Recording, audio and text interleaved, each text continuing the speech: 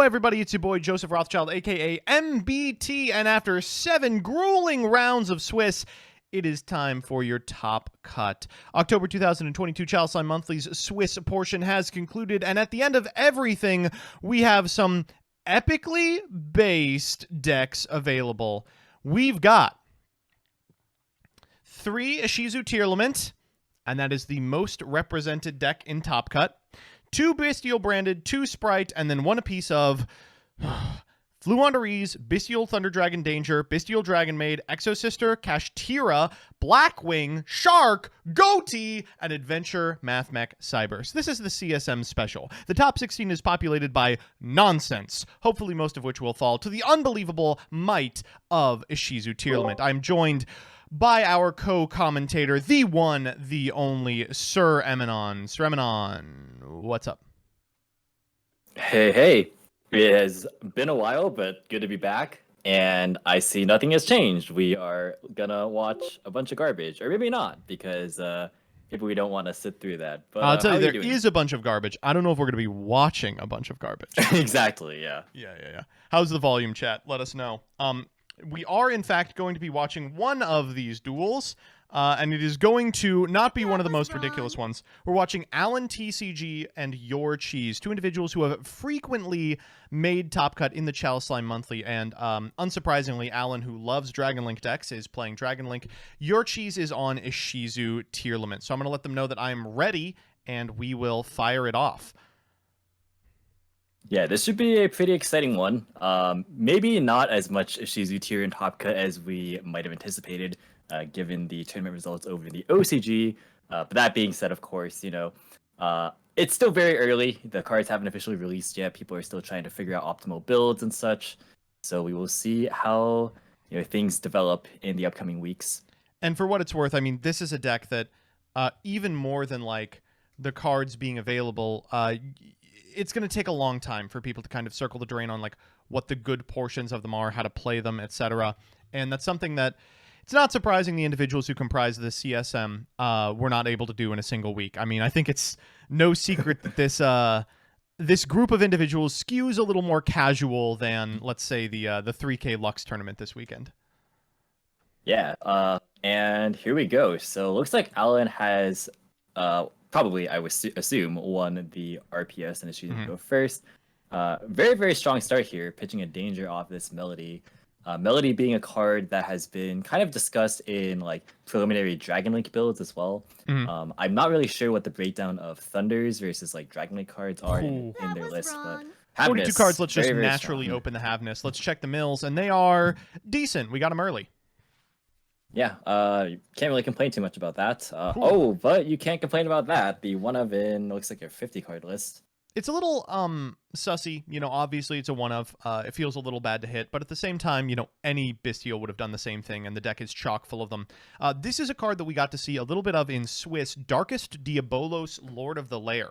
Kind of a really interesting one, just because it's able to kind of decrease the amount of interaction that you have to deal with. And as you just saw, very, very easy to trigger in a deck that will tribute monsters from the field to summon the Bestial Lubellion from the graveyard. Yeah, this is really akin to, the old Thunder Dragon combo days, back when people would use the Thunder Dragon to tribute for Colossus. A pretty similar concept here, opens up the rank 8 pool. But now we're going to go for our Chaos Dragon shenanigans that we have picked up off of the Chaos space. So I imagine that Alan's turn is going to be quite explosive, provided that there is no orange light in Your Cheese's hand here. It's interesting. We've seen Alan a couple of times over Swiss, and he's always looked incredible. And it's always all on the back of like chewing through a couple of pieces of interaction, then making spheres and passing on Branded Beast plus Branded Regained. To unbelievably powerful cards that really diversify the end boards of Dragon Link, give it options against stuff like Dark Ruler no more. It's going to be interesting to see what's happened when he is allowed to go off. We haven't seen that yet, so... Yeah, and I imagine that you would want to put up a bit of more of an extensive board into a matchup like a Tearlament. And, if you are able to actually overcome the first push, you have a lot of ability to grind with Regained, as that card has a lot of kind of sticking potential for the bestial cards, and it gives them a lot of good grind game in tandem with Magnemute because they just get to search pretty much all their engine every single time. And wow, this is a Love card that we this. have not seen. But So we saw it in the extra yeah. deck in a matchup where I think they were playing against Kashtira and they revealed the extra to banish it. But yes, the mainline combo of this deck does go through Trishula, the Dragon of Icy Imprisonment. This card, unbelievable, allows you to banish 3 cards, 1 from the deck, 1 from the top of your opponent's deck, and 1 from the extra deck. And in formats where they're only playing 1 Kit Kalos, that's pretty decent. Actually, it's not decent at all. They banished Garua. So that probably means that there's multiple Kikalis in this particular list, which, people are, it's not really universal between 1 and 2 Kikalis right now. But the important thing is getting the Thunder Dragon engine online, and Danger Jackalope, really good extender. Yeah, here it's all right. And we found the Thunder Dragon eventually. Go grab a couple extra copies. This is the portion of the deck that I find so bizarre. They're not doing Titan stuff, I believe. They're just chilling. They're using them as extenders. And, here's Saruya. It's really like it's 2019 all over again. Yeah, the Bestial Thunder list that topped Minneapolis last weekend was kind of doing a similar thing. No Titan, no Thunder Dragon Fusion, just using the Thunder Dragons as pretty much an advantage generation engine that puts a lot of bodies on board. And also opens up the rank 6 pool in tandem with things like the Bestials, as well as like Thunder Dragon Roar, for instance, that can get you access to Beatrice or the new Wallow rank 6 in Darkwing Blast as well. These are all really, really powerful tools into Tearlament, just getting you even more additional interruptions. And Brotar coming down as well. Brotar's crazy here. We're able to discard the Chutsunoko. Wow. Grab ourselves Chaos Emperor, Dragon of Armageddon. This has been the card this tournament. Just gives you so much game against decks that are aiming to interrupt your game plan by banishing cards. You just search it over the course of your mainline combo and go, okay, now we'll just summon a bunch of guys back. No big deal. Really, really unbelievable that they gave this deck the option to access banished cards. It's just so huge. And after all that, we have finally ended on the FTK Seals Pass. Let's go. Yeah. There's just so much recursion from banishing between, Chaos Space, but also Regained and discard as well. It's like the deck's ability to grind is even better than it was before, even though it lost, Chaos Ruler off the most recent ban list. Not really a problem given how much support the deck has gotten, both directly and indirectly. Just cycling some Dark here alongside the rebranded. Wow, I mean, Branded Regained, just an unbelievably powerful card for a number of decks. We've seen a lot of Branded Bestial players just sitting on it. Dragon Link, of course. It just does so much for these strategies. Yeah, and we are going to keep going here with Levianer, it looks like. Are we shuffling? Yep, yeah. We got one of them. We are. Enjoy your 3-card hand. And I wonder what the rank 8 pool looks like, if there is anything. I wonder if there's like a Sanafond or like a Zombie Stein in here. Sanafond like would be kind of crazy, yeah.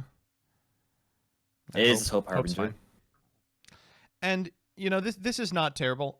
You get the Druid Worm at the end phase 2, but it feels like it's a lot like the old Dragon Link in that it does go through a substantial portion of its extra deck in the first turn. As a result, clawing back has very little to do with the cards that are available in like Graveyard and Banished, and a lot to do with like what's in the extra.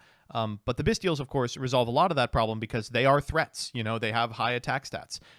We watched Alan do basically vanilla beatdown in Swiss, where like 4 Bestials on field is way more than enough. We'll go Mudora here, pitching Mudora. Not really where you want to be, but sure. Yeah, it's decent enough. What's particularly nice here is that the Spheres is being protected by the Hope Harbinger just from being run over by battle. Activating Marley here, still under call. Yes, yep. Yikes. Yeah, that was like the worst one to be hit with call by because that eliminates sprint options. It really just hinders the ability for this deck to play through this board.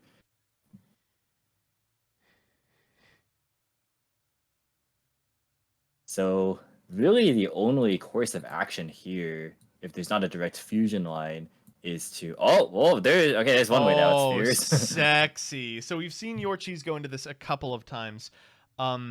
Mostly in the mirror. Underworld Goddess of the Closed World. kind of the 15th card, and a little strange that Alan didn't play around it, given the fact that he knew it existed by virtue of seeing the extra with the purple Trish. I mean, I think it's okay. Like, if this is really all their push is going to be, you have way more than enough to play past it. Like, sure, it's gonna cut off like regain for now, but I actually didn't catch what was added in the end phase off the Magma last turn. Oh, we got But Druid Worm. yeah, provided that we have some way to pretty much just put a body on board for Beast, we can out this Underworld Goddess very easily, or you can like Druid Worm send it. So not really too much of an issue. Terrible news. One of the awful decks that made it into Top Cut, Blackwing, is now out. Who could have expected something like this? Certainly not me. That took a total of maybe 2 minutes. Yeah, did they show up even? What's... Okay, Magnemute end phase. Yeah. Going to try and blank that using the Eudora. This is such a crusty position to be in. I'm sure you've been in this multiple times as an individual who has played a Shizu tier. Your opponent has a Magnemute. You've got a couple Mudoras and Keldos in the graveyard. You can blank it once during your end phase, but then they go again during your the next main phase, and then you just kind of have to decide how much you want to go in on it. It's bleak. And the thing is too is that like you run into situations like this where you have Eudora versus a Bestial or your own Bestial versus their Bestial, and like if you deny it, like it doesn't actually get rid of the problem. Yeah. So you either have to beat them that turn, or you have to have a really solid game plan. But here, there's not really any interruptions, at least that we're aware of, in on the side of your cheese. So they're gonna have something like a Havness. But even then, there's a Magnemute in hand to deal with any potential tiers that are milled. So unless they mill like 3 names, this isn't looking too great. Down goes the anti-cheese white woman. Underworld Goddess in the graveyard. Oh, the follow-up melody. Oh, gosh. Still has targets, even. I guess you never run out of targets when you're playing Lubellion. Whoa, was that a second copy? Oh, no. They were all shuffled back by the Mudora from last turn. Adorable! So, yeah, now we just have even more access. We could honestly just summon all of these big bodies and just try and go for game. No need to overcomplicate this. Chat seriously asking how this is a white woman. She's a vampire, idiots. Okay, so we're gonna fire Medora right here to maybe try and cut off names to banish off of Levian here. I feel like we're just like so far behind here. Cutting off names prevents our last card from getting shuffled, but we're just gonna get killed. I guess you can make it so that there's only 2 Chaos Attribute monsters in Alan's graveyard, but I imagine it's not too difficult for this deck to keep fueling. And there's also the Magnemute and Graveshard still. Taking the Chaos Space and the Druid Worm here. Well, there are actually still enough attributes to summon Levy. There's enough. You can't use the Tuck effect. Oh, gosh. But with the Lubellion into the Druid Worm, we've got a Magnemute as well. I believe that's actually just lethal if we go for that. We don't even have to use Levy effect. We can just go summon Levy, summon a Bestial, attack for 85. Yeah. And I think that's what we're seeing now. This deck, I think, is really back, cool and unexplored. I think that there's a lot of potential for potential builds. And we actually saw yesterday, if people were tuning into the luxury tournament, that Jesse Cotton was experimenting with a big 60-card pile of Bestials and Tier Laments and just chaos good stuff. Like a Jesse Cotton special type of deck. I was gonna say that's the Jesse Cotton deck. Yeah. No snow though. That's why. Yeah, there really is just so much room to kind of play around with that kind of a list. So curious to see if that evolves at all, especially because tier, at least how people perceive it right now, seems pretty cookie cutter, like pretty cut and dry. Just go 3-3-3-3-3. Yeah, just jamming all the Ishizu names. I think there is a very powerful day 1 build in tier where you're just playing like 3 of all the staples and 3 of each individual name and 3 of each Ishizu card. I think as those decks get teched out, it's going to be interesting to see how they play against these also similarly teched out branded bestial builds, Dragonlink bestial builds. I mean, even the flu decks are evolving. So I think what we're seeing here is like, if there's no innovation done on the tier list, if it becomes a known quantity, it is actually not that difficult to kind of hate out of the format. Yeah, exactly. It has such a we see this historically with whenever like there's a big kind of like very strong top deck where it has such a huge target on its back, and even resolving this Jito here will have three Jeez. orange light. Jeez. Bleak Agito, dog. Pretty bleak Agito. Oh, wow. We hit Serenir here as well. So we got the Serenir on field, Serenir in graveyard. We did hit a Hoff. We have Hoff Sheeran, which is fine. We can do that, but also Alan gets their Saronir to be able to dump like Lobelian or something. And I mean, we can get rid of the Saronir on board, which is okay. It's the Serenir in grave I'm scared of. Yeah. I mean, feeling wow. Alan's grave is very scary. All right, so let's go for our good old friend. Oh, another terrible piece of news from chat. The cash tier list has been outed. Who could have expected? Oh, darn. I just want to stress, we did not let them play Photon Hypernova. This is Wave 1 Kashtira. They're playing like Ascended of Thunder and then 14 Floodgates. That's the deck. So down comes the Kikalos. We have not performed our normal, so we can get Rhinoheart for that, or we can just tag into it. Really just depends on the hand here. And the question is, Tactics. Very, very good card. How do you feel about Tactics this format? Spectacular when everyone is jamming Bestials. Same. Yeah. Oh, what do you take here? Melody's nice. Well, they're all very nice. These are all. This is just an insane hand. The good news is that you get to pick Tactics without putting it back. Simply do not trigger it. This is very, very interesting.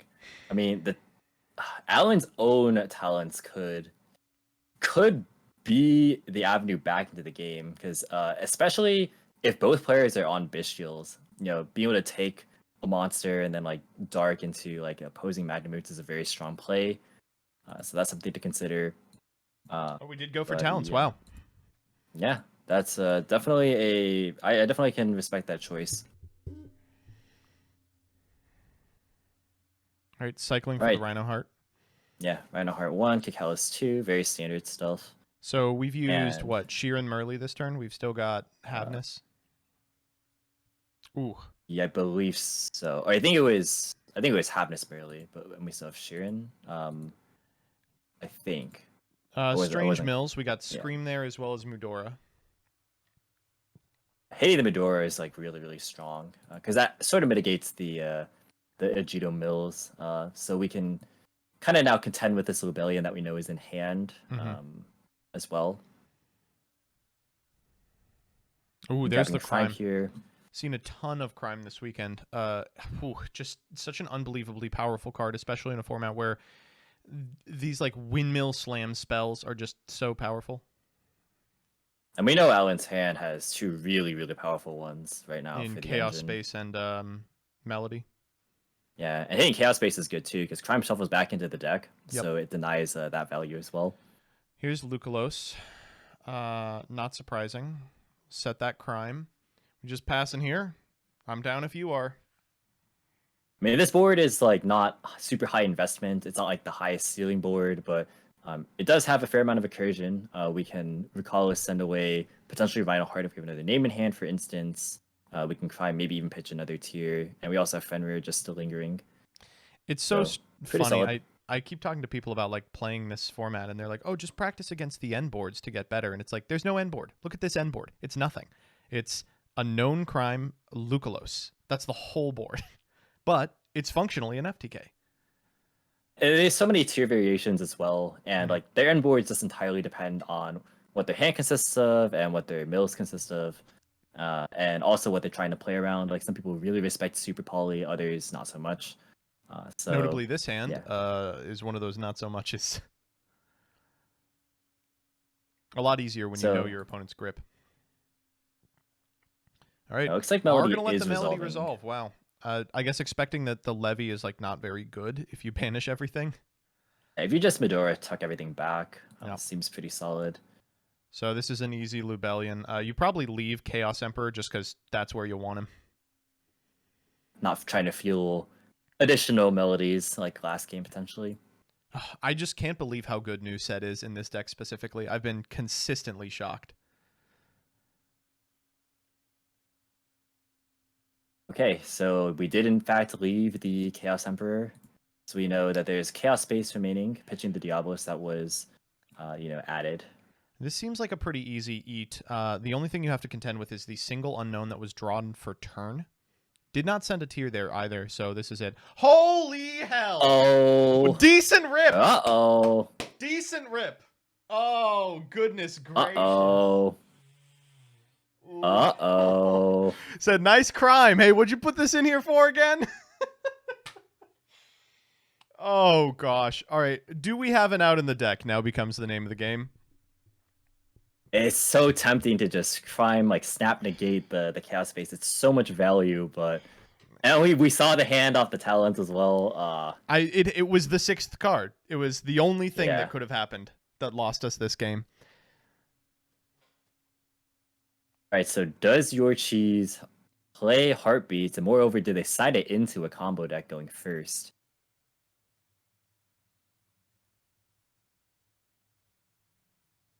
It's interesting because I actually was watching Hani's perspective yesterday when he was playing in the luxury tournament, and I don't believe he was on Heartbeat's main deck, but he was keeping in Crime going second, for example, and he just wanted to have as many tier cards to strengthen his engine in his deck at any given time. So I wonder if your cheese is following a similar philosophy in terms of just keeping in Heartbeat for that same reason. But okay, here's not a direct out, but doesn't potentially really do it. Over the course Yeah. of many turns, if we can. Oof. I mean, how are you shuffling stuff back though? Like Yeah. you have That was wrong. like Medora and Kelda, which are monster effects, and all the tiers being monster effects. So how are we really gonna do anything here? And Chad is predictably just spamming the pasta now. Thanks, everybody. Perfect. Yeah, I mean, there's no other appropriate response. Wow. It's funny. I got to say, prepping for the YCS, I have done drastically little on Mystic Mind gaming. It has felt like, oh, this card is like a round, but I don't really need to worry about it. But sometimes you do. Sometimes you end up in a scenario like this where like the in-archetype searchable card that you got specifically to deal with this is spent on something else, and then you just have to stare at your opponent for 10 turns. I think like ordinarily, you might be inclined to just hold the crime, but I think really just looking at the hand. Knowledge of the hand, it had to be the spiked 6th card. To happen.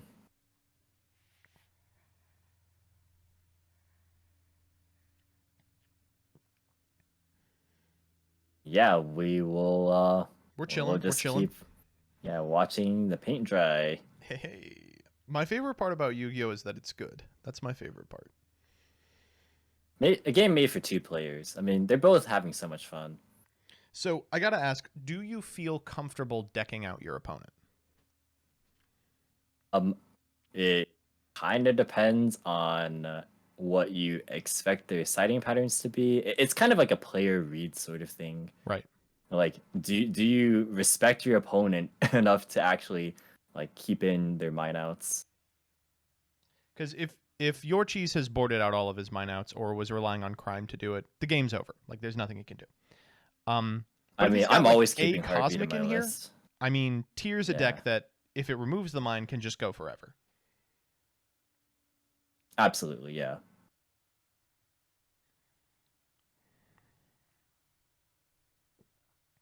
Going Melody here. Well, I wonder if Alan's gonna break his own mind eventually. I mean, the onus really is still on your cheese to do something. It's strange. Even though the onus is on your cheese, they've built a board that actually is pretty resilient to like the type of hand that will come down while the mine is on field, right? Like you want to wipe everything from your opponent and then just like dunk on them. but we've got Abyss Dweller as like an AoE floodgate for the turn that Alan intends to go off. We've got Kashtira, which contests individual monsters. Lulu prevents summons, and we've got, I imagine, probably something like a Sulliek in the back row too.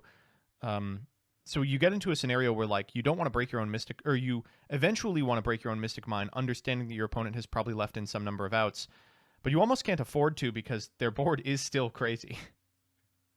Yeah.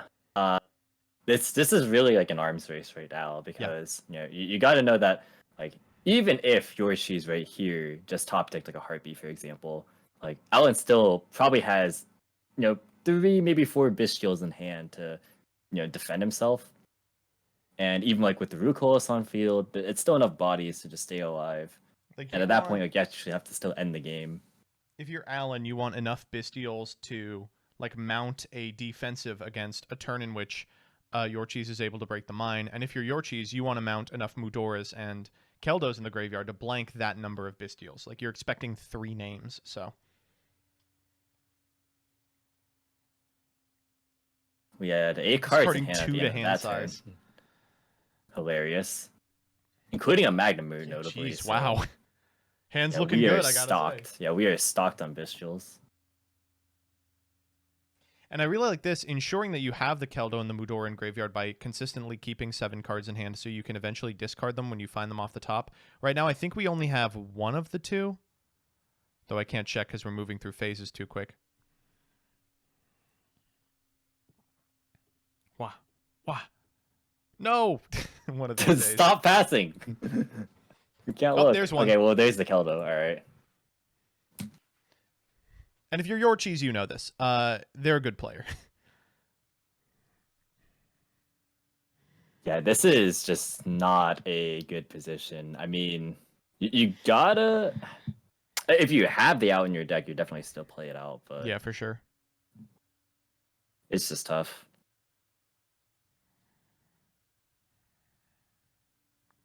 Chat says surrender here if you don't have the out. It does not behoove you to do that. If you can make your opponent think you have the out while you don't have the out, that's the way you win the game. You're down a game. You have to go for it.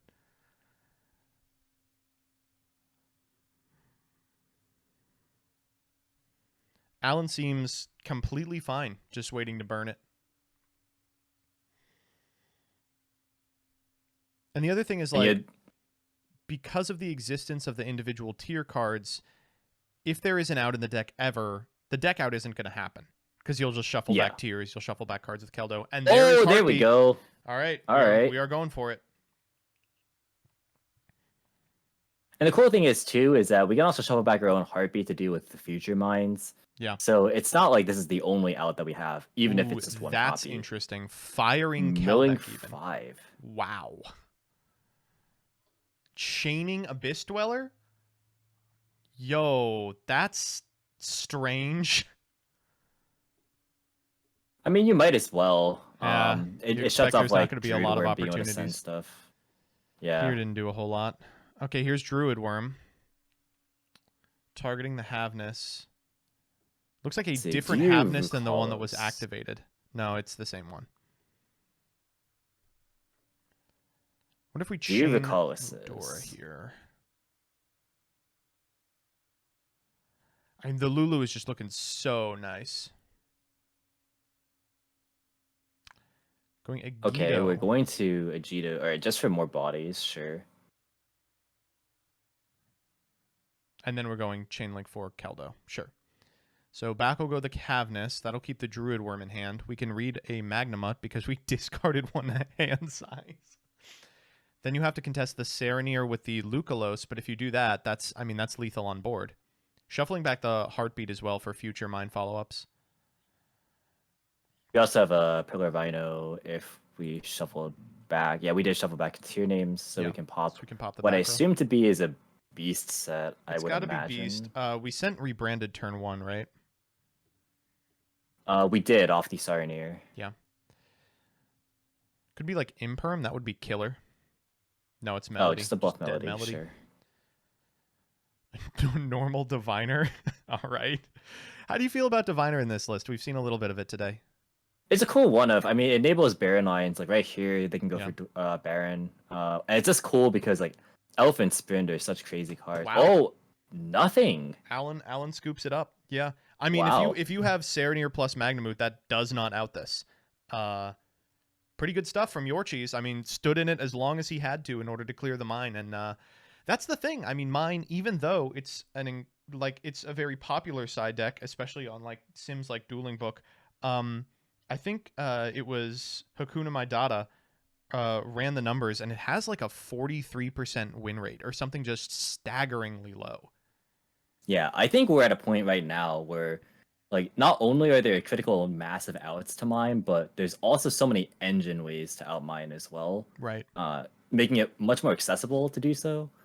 And like even if that's not the case, like where you burn your searched crime on something else, like you can just still sit there and draw 20 cards deep into your deck and find the out eventually. And, like Right. these decks are so aggressive that they just put a lot of big bodies on board to just pressure game immediately. Mm-hmm. Chat saying 43% win rate doesn't seem that bad. Well, ideally, when you play a card, you would like it to win more games than it loses. Even like 55%, if you gotta think like over the course of a tournament run, like usually if we're talking like a YCS, the topping record is X2. So if you're talking 11 rounds of Swiss, you have to win like a good like 80% of your games. Right. So yeah, like realistically, you want a card to like really perform well. If And you of have course, like statistics, go ahead. it's gonna like be across like a larger sample size across just a large number of people. But Right. as far as wanting a card to do well, you would like for it to ideally be strong both in context and also just in a vacuum.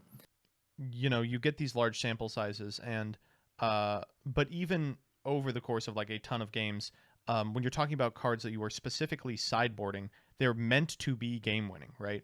So the good Yeah, side deck choices, even over a large sample size, will have like a 60 or a 65 win rate. So like a 43 is like devastatingly bad. It means you brought this in for a certain situation and it lost you more games in that situation than it won. Like that's just a terrible thing to be playing, really. But it does cheese wins occasionally, so mine is ever present. from Alan Goatee again. has lost. Oh no. Unlucky. This is a classic CSM specialist. Really cool decks in top 16, and then top 8 is normal. Going for Dark. Very interesting to see Dark as kind of like the Link 2 bridge into like the Pisty striker line. Whereas like a normal Dragon Link, we would just be making Romulus. But Right. it seems to be, an absence of rockets, really just not a whole lot of like dragon good stuff. This really seems to be kind of more of an adaptation from the Bistio Thunderlist that did top Minneapolis, which, I definitely can see the logic behind playing just like more of these types of extenders. So that was like a long game in which Tier Limit ended up winning. But it was game 2, right? We do have to chew through a game 3. When you're going first, especially in a combo deck as powerful as this one, that has the ability not only to Trish, but also to get through a significant amount of its own deck by way of Saruya, the line that we saw going first last time. You really got to be scared of like what they're able to get. We saw Soul Drain this weekend. I mean, there's a lot of people playing a lot of silly techs to beat this deck specifically. Like it's very, very targeted. So okay, so out comes the Thunder Dragon Dark by way of banishing Roar, and we have even more extenders. How did they do this? That's the exact same hand. Jackalope isn't guaranteed. Did they add it at some point? Did I miss something? I believe they led the turn with the OG Thunder Dragon, but yeah, just they did just draw the same danger extenders. Purple Trish is such a funny card. I remember when it was kind of everywhere because it was adept at making VFD, but it just completely fell off afterwards. Despite the fact that it's a type of interaction that isn't that bad. Like it's pretty interesting. Okay, so where do we go from here if you're Alan? Do you just go for Sayuja play again? I think Okay, you actually get here's your ass Kelbeck. Kelbecked. Interesting. Yeah, Kelbeck's a really interesting hand trap to discuss because especially in bouncing back the dark even. I kind of like this line. The dark represents so much. Uh, Even if they, go for a Bisted here instead of the dark, it's just like so much less gas in the tank. You have to link away the whole board for Saruya if you want to get to it. And then you maybe even spend your special on the dark just to get, additional monsters from the deck. But still, this is fine. And I guess if you're Alan, you're just looking for those like windmill slam, powerful boarded cards. Yeah, that's like the cool thing about playing this is that post side it gets a lot crazier. Just be able to potentially just see the blowout side cards if there are any, and yeah, being able to pitch this dark for Rebellion even for Chaos Space. Why does Lubellion have the not normal summon text on it? It just does not make sense to me. Chaos Space is just such a crazy design card. It really does. Konami has to think about what types of monsters can be searched off of it, but okay, it just keeps going, I guess. When, well, we were talking about Kelbeck. Kelbeck is a really interesting card. Obviously, it has pretty clear utility in the send, but the hand trap mode of it is it's really hard to evaluate, I have found. And we're getting back the Magnamoots as well. So this M board could just be similar to the first game that we saw, being Spheres plus Hope Harbinger as well as the Beast up and some Bystials in hand. But if that's your end board in game 3, I'd imagine that your cheese is like, okay, like now this is something I'm prepared for. Yeah, we'll have to see. Really just depends on the strength of the hand, because some hands have a lot more extenders than others. Like last time we saw like Mudora pitch Mudora, which is not really that good. Going for the hand here again. Yep. Whoop. Chat asking about a Shizu Nat. One of them bubbled, but no, none of them cleared.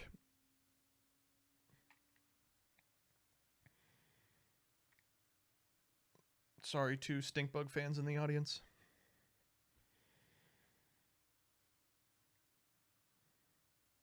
Okay, and we have not expended our special. Let's see what we got. Oh, Magnamoot. just the Magnamoot. We knew that one. Yeah. So we can go for Beatrice. We can go for Wallow here if we wanted to, or we could just make Spheres. I would really like to see Wallow. I'm going Masquerena, actually. Yeah, Masquerena is actually sick in this deck because if you bring back a Druid Worm off of like Regained, or if you just like search it off of Magnamoot, you can link away with the Druid Worm and get a Unicorn plus Ascend. So it's a lot of value. That's really lots of value. Whoa, last card also Levy. Already fired the effect this turn. We're just making it. Yeah, making Spheres with it. Yeah. Sick. I mean, that's a pretty good board. Multiple Legionnaire, which we have not seen since like really like peak Thunder Dragon format. Here comes a rebranded back. All right. I mean, if you are your cheese, this is the board you came to defeat. Let's see what tools you have to do it. I really do like the addition of Hope Harbinger to the end board. It just makes this really, really hard to beat over. Like two monsters, the other two monsters, which are both classically known for losing to the battle phase, but Dark Ruler. So it's decent, but it's not fantastic. Yeah. I mean, one thing that old Dragon Link used to do was like it would play tidying for scenarios like this, but Branded Beast is just, it's so much better. Ooh, and Keldo pitching a Guido. Okay. Putting our faith in the heart of the cards here.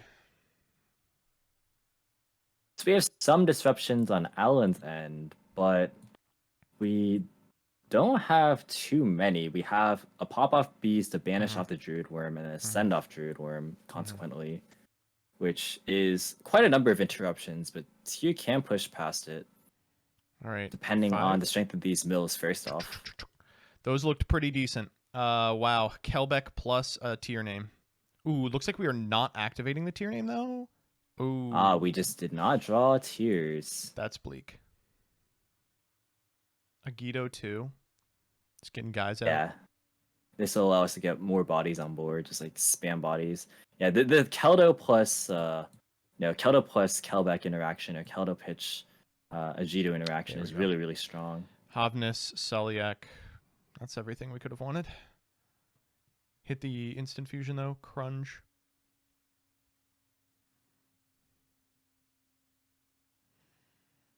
It's weird from Alan's side because if you Druid Worm this Hopness, like you know that they're gonna search off the Celic anyway, and that could just simply be a Rhino Heart. Yeah. Have not yet committed to a normal. Going for the Keldo here. Actually, do we not have a Mudora? No, we don't. We don't have Bedora yet. Yeah, we'll get there. Because yeah, we don't have any on field. One of the coolest things to do with the Shizu cards is actually going second. You can normal summon them to a lot of boards, since they can activate on field. Oh, it's And so gnarly. It's a great way to just use like the first action of your main phase to really blank a lot of your opponent's graveyard effects. So, as you described, yeah, we're going for the Druid Worm here, targeting the Havnis, but we will still be able to resolve the Celiac, which is going to, I imagine, get us Rhino Heart. We can even make Dweller early on your cheese's side, which would blank the Druid Worm's graveyard effect, taking care of that interruption as well. It's still a question of, like, how we're going to get over all this crap. Go rebranded here. We're going to just try and draw cards, see what we can fish for. Maybe another Bestial. Yeah, we haven't used the Magna this turn. Whoa. We screamed the last card. Okay. That's decent. I'm a little surprised that Alan hasn't actually used Spheres just to tribute itself to get a body on board, knowing that Underworld Goddess is just a prevailing threat. Maybe they're just waiting, or they have nothing like great to summon. There's the Dweller, as you expected. Yeah, and now like this also blanks just the Spheres. It completely contests the Spheres, yeah. Yeah, Spheres and the Druid Worm, so it takes care of both of those at once. I mean, we still have to find a way out, if you're your cheese, but that's a lot easier to get to, provided the card in hand is not exactly Magnum Boot off the top. If we do, we definitely are sending Sheeran here. We use Hotness, so we definitely send Sheeran. Whifferoni. Sending him early. I'm not a fan of this one. Well, to be fair, if they don't play Asa, then it's like harder to get into Sprint with this because there's actually just no Darks on board. That is true. Yeah, they'd have to play either either Asa or they'd have to play Masquerena into Dark, which is like a lot of bodies. But yeah, it looks like it is resolving regardless. So down comes Kakalos.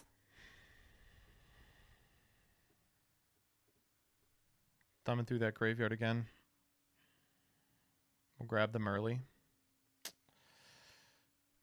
We're just trying to hit the Sheeran off the 11. Seems pretty likely. I believe we already screamed here, but yeah, you're right. Yeah, we can go for Sheeran mill off the 8, which is pretty reasonable. All right, Sheeran or bust. We tried having this already. The thing is that we have to definitely out the Beast regained combo this turn. Since we obviously can't game. Ooh, we hit Mudora as well. That's pretty important. Yeah, Mudora is a good hit. An additional Keldo as well. Yep. Oh, this is the portion of tier that's just it makes my spine tingle trying to manage like this type of thing. Like with the understanding that okay, like I am going to have to just hit a bunch of 70% in a row. Like, if you tell a professional Pokemon player your tournament run requires on you landing Focus Blast a bunch of times, they will stop playing. We can Kaleido Spin. Yeah, predictably the Beast. Yeah, chain the Beast that's here. Gonna chain the Beast. We Druid Worm locked under Abyss Dweller.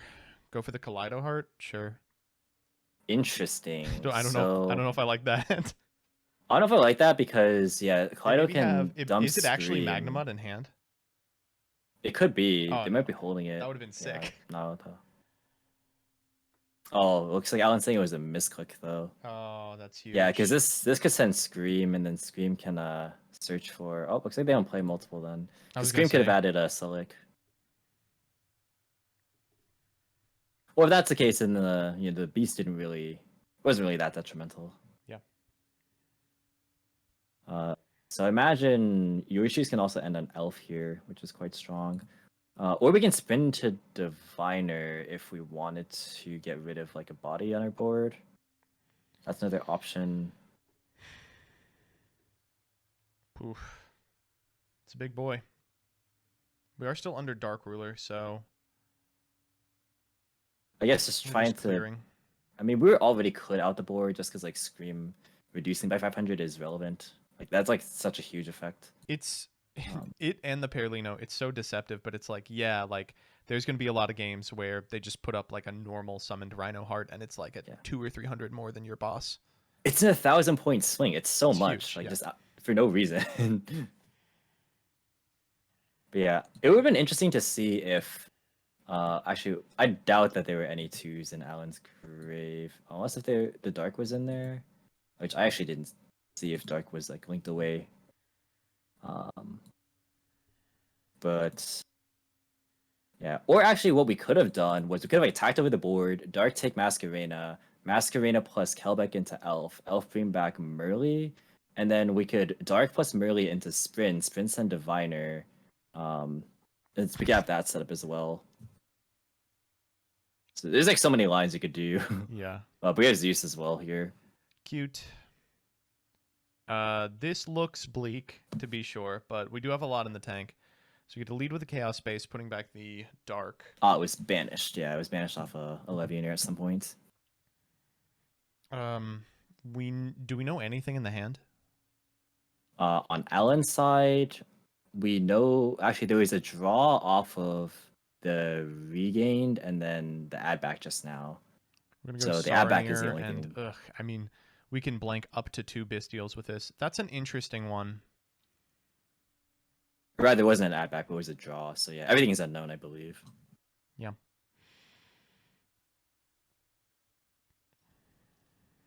Going Keldo here. Imagine targeting the bird. Yeah, we're just trying to blank as many just bodies as possible at this point. Which this would also deny regain to draw a card.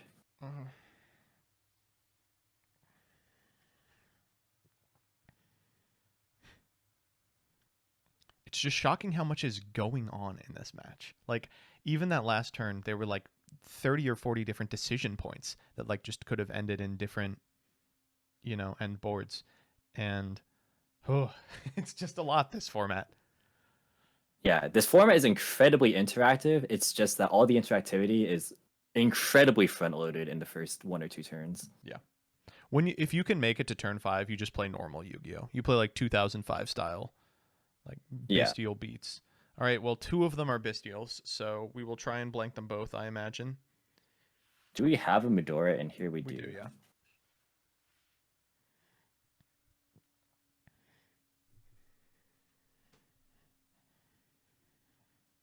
If the third one is also Magnamut and they just waited on it for 15 turns, they're a genius. That would be insane patience. It'd be very funny. I mean, the concept here is that whatever the third card is, it doesn't contest the Zeus, and we can like engineer a scenario where the Zeus pluses us. Like we can like bring back Merly and then Zeus and then get Kaleido Merly. Right. It is. Oh my god, it was. Damn, the whole team here. Wow, look at this beautiful hand. Amazing hand. Oh my god. Okay, now he's like, okay, fine. We'll do this stupid fucking Zeus play. This is truly a sight to behold. Yo, where's your dark card in the graveyard? We rolling out. Oh my god. Okay. All right, so notably Alan gets to draw a card here if he wants. And he also gets to cycle this Hawk to be able to cycle the rest of his hand. That's pretty decent. It's not bad. And the regained other effects being able to trigger off merely being brought back. And these can, for some reason, activate in the same chain. Magnum as well. 2 and continuous Hawk effects well in the Merly. same chain. We're going to go 6 deep on this one interaction. We get to Scream. We move 6. We All can right, also... that was a 6 chain followed by a 6 chain. Let's make it happen. Yeah. A Guido Havness. It's interesting. Yeah, we can Hovness. We could also Kaleido if we want. We can like Kaleido to spin back the Shrewd Worm. We are gonna Havness.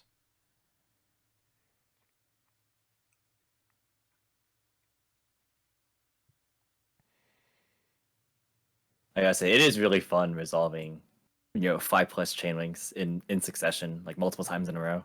I think they're thinking It's about like really, Zeus here as well. yeah. It's so neat. It's crazy how big these chains get. I can't recall a format that I've played in where this has ever been the case. Oh yeah, me neither. Okay, we're spinning with Kaleido Heart, and we're just gonna say, screw it. We'll Zeus when we have to. Ooh, Celiac big here also. Lulu, nice. Yep.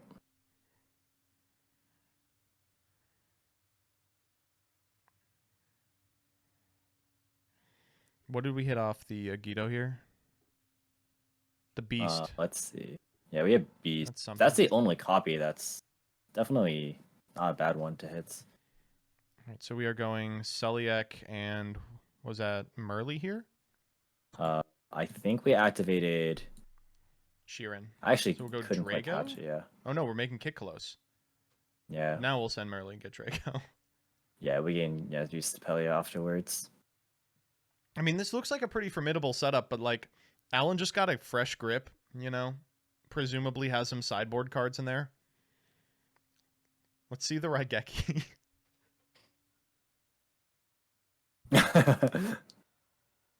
Raigeki and Dark Hole have been increasing in popularity recently. I love Dark Hole this format. I think I ain't playing it, but I think it's crazy. Okay, here we have Lubellion, which was actually never shuffled back off of either of the shufflers. Do we have Diablos in here? I don't think we do. Looks like we don't. Yeah, chat seems to have mixed opinions on this format, which is very understandable. Yeah, I mean, this format is very, very hard, very skill testing, very complex. It's a little big brain, and it just does not feel like Yu-Gi-Oh has felt over the last 4 or 5 years. So if you were like, oh my god, change of heart jump scare. Sure. Actually, I wonder, will this be affected by the Scream attack reduction? I want to say yes. Maybe we won't get to find out if Zeus is used in response.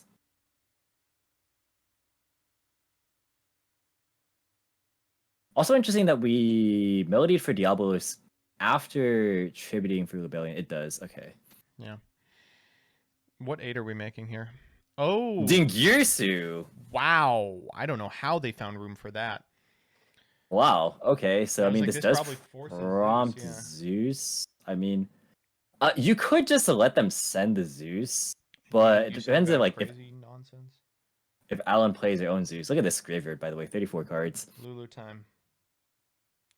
Well, the good news is that they can't Bestial because they've already gone through them all. They've used every single name. That Kitkalos. Okay, so we finally sent them early. We were actually... Chat was right. On the Kitkalos end, we did not send Merly under the assumption that we were going to win with that board anyway. If we need Stapelia, we're going to get it when the Zeus triggers and the Kaleido Heart goes to grave. Very cute. Alan still is not done yet. Still in the tank. Yeah. Safert for Big Sed. Activate Big Sed. Maybe we should have shuffled that back turn 1. I don't know. 1,000 here. We've got just everything in here. Can't be a Bestial. I've already gone through them all. So much good fodder. Yeah. Black Dragon Clap Serpent, not a bad idea. Have we gone through live reverse? Do we have? I believe we began the turn with Chaos Space. So this one... We did, yeah. Do we have stuff in the grave that... I don't think we have any Link ones left yet.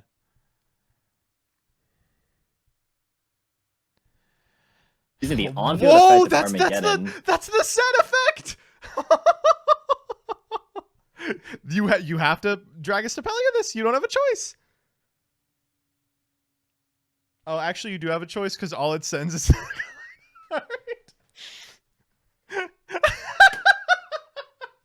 Is that it? Yeah, I think that's it. Oh my god, what a Sad. beefy bungler of a game. Okay, Oh. well, to be fair, we know that there's Havness in hand, but there's not actually an immediate way to perform a fusion summon or to close out the game just Yeah, yet. they still have the Druid Worm, right? Yeah, we added Druid Worm. There is still work to be done on this board. So God, this is rough. We can't crash the Lulu because we need the Lulu.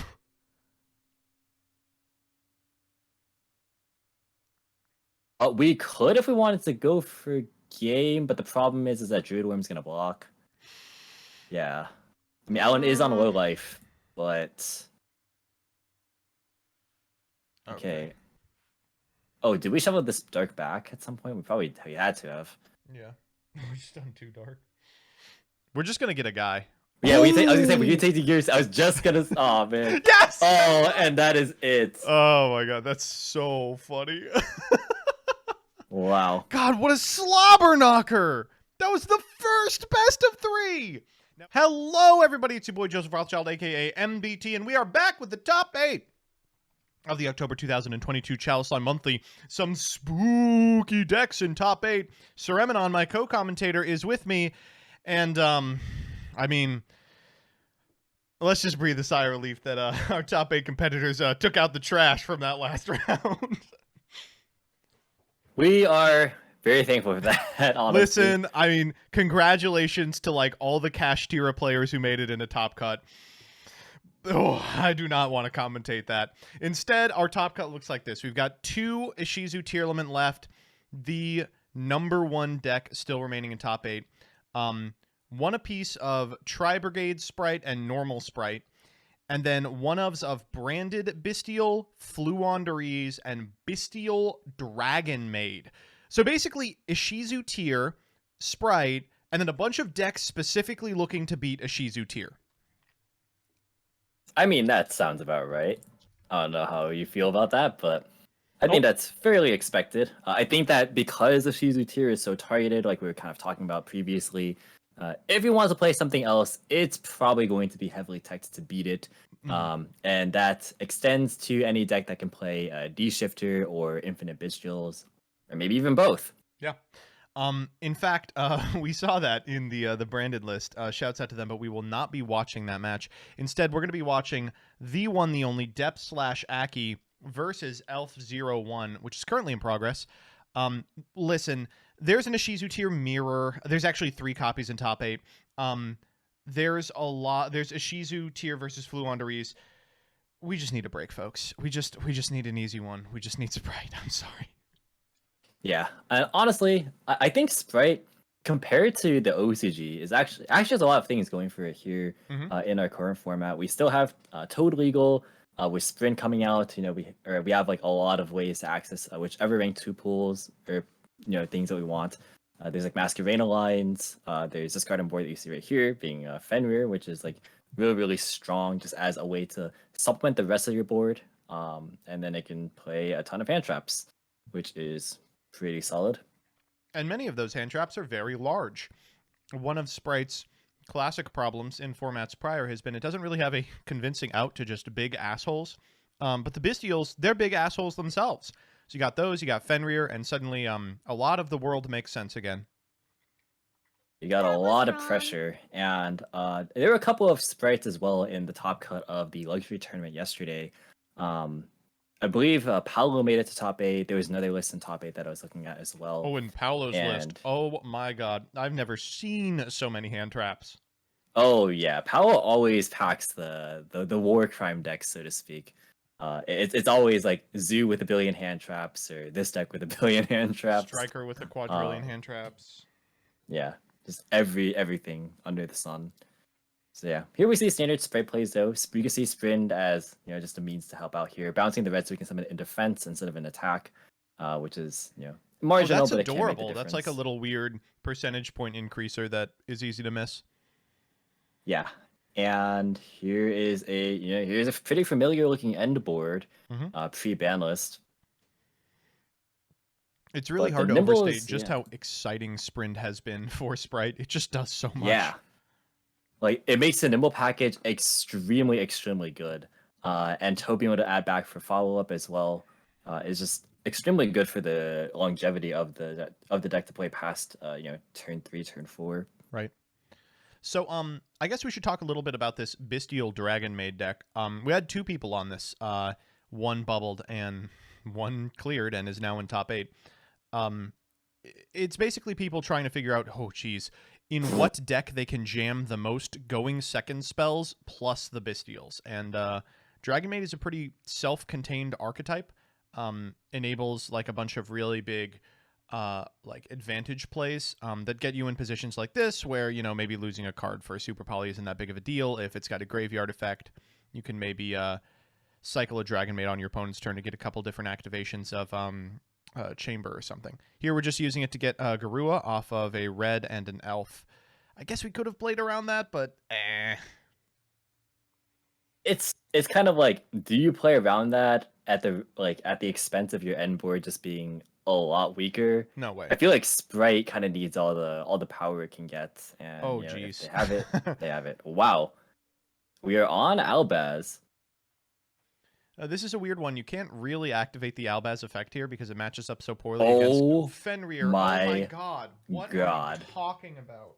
We are just making Mirror J. Oh, wow. You know, there it is. Sure. I mean, Oh! this clears the board. Does it? I mean, All we right, can so, attack the Fenrir, or we can just banish it. If well, we banishing play it the is target. terrible. Oh, and we're doing it anyway. Yeah. I don't think it's that bad. I mean, it Yeah, just gets it off the board. Yeah. Oh, Oh, last card, the last Lubellion. card, Rebellion. Not bad. Not bad at all. Wow, that might just straight up be the end of the game. All right. Are we really gaming, and are we playing Beatrice? Why didn't we summon this Guru in attack position? That would have been lethal. Actually, it would have been.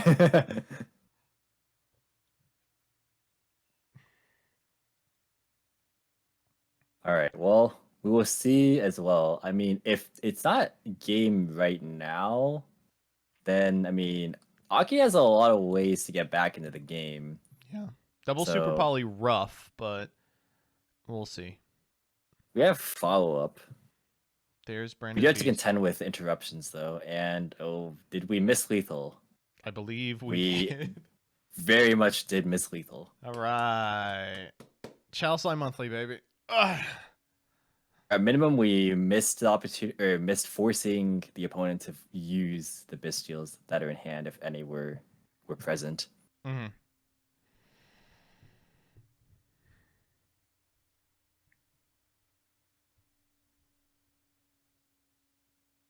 All right. Well, it's still not a horrible position for the Dragon Maid player. By the way, we see 0 Dragon Maid cards on field right now. We sent a tidying. It's Dragon Maid. True. Set what branded in red here. Are we gonna set something better, please? We could probably do. Just add fusion. Just grabbing fusion says whatever. I feel like the decks don't really play. I mean, at least the OCG list I was looking at for Bestial Dragon Maid, they didn't really play Branded in Red. They played Opening and Fusion. Fenrir again. But yeah, we knew about this one. Mm-hmm. Yeah. Go grab the third Fenrir, or do we have it already? Yeah. Speaking of the OCG, this deck being Bestial Dragon Maid, compared to the TCG, was quite popular, and I think the existence and prevalence of Maxi kind of helps with the deck's game plan. Yeah. Kind of plays more low to the ground. Yeah. As far as like Darkwing Blast format in the TCG so far, we haven't seen as much Dragon Maid. I don't think any topped Minneapolis. I'm not sure about the UK Open. Didn't really look at their results as closely, but I mean, there's still a lot of experimentation for sure for these newer like Bestial hybrids. There's a lot of room to play around with, as we talked about with the Thunder Dragon deck from the previous round.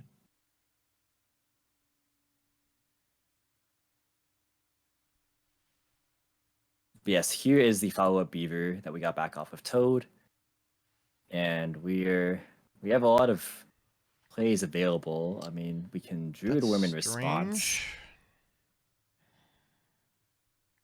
Proactive Druid Worm. hate this. Oh, Oh, now okay. I hate it.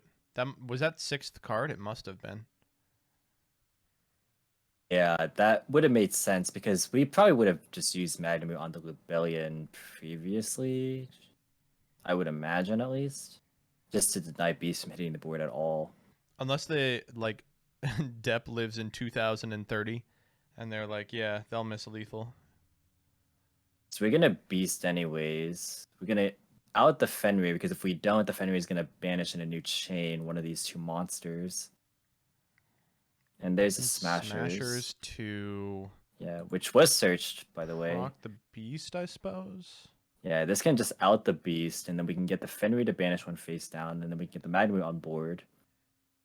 And we'll still have a What a swing. 2 This is all for, known like, info too, right? yeah, apart from the Magnamute, Yeah. which I don't think was known, but yeah, everything else was a known quantity. Yeah. There goes the beast. Resolution of the chain. So weird how Fenrir works. People mess that up a lot, but the key thing to remember is that it is a trigger effect and not a quick effect. Therefore, it activates in a new chain. Oh, going for Garuba? I just Oh, sort of interesting. assumed we would go for Mirror Jade.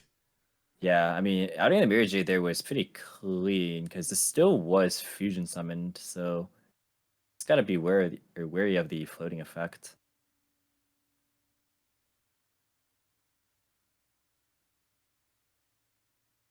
Yeah, here's Elf. Still got a blue in rotation here, right? No. Our blue. Wait, where did our blue go? It got banished. Get back Pixies here. Elf revive Pixies, not really the best. You make Gigantic. If we go like Onibi what? Maru, is this just lethal?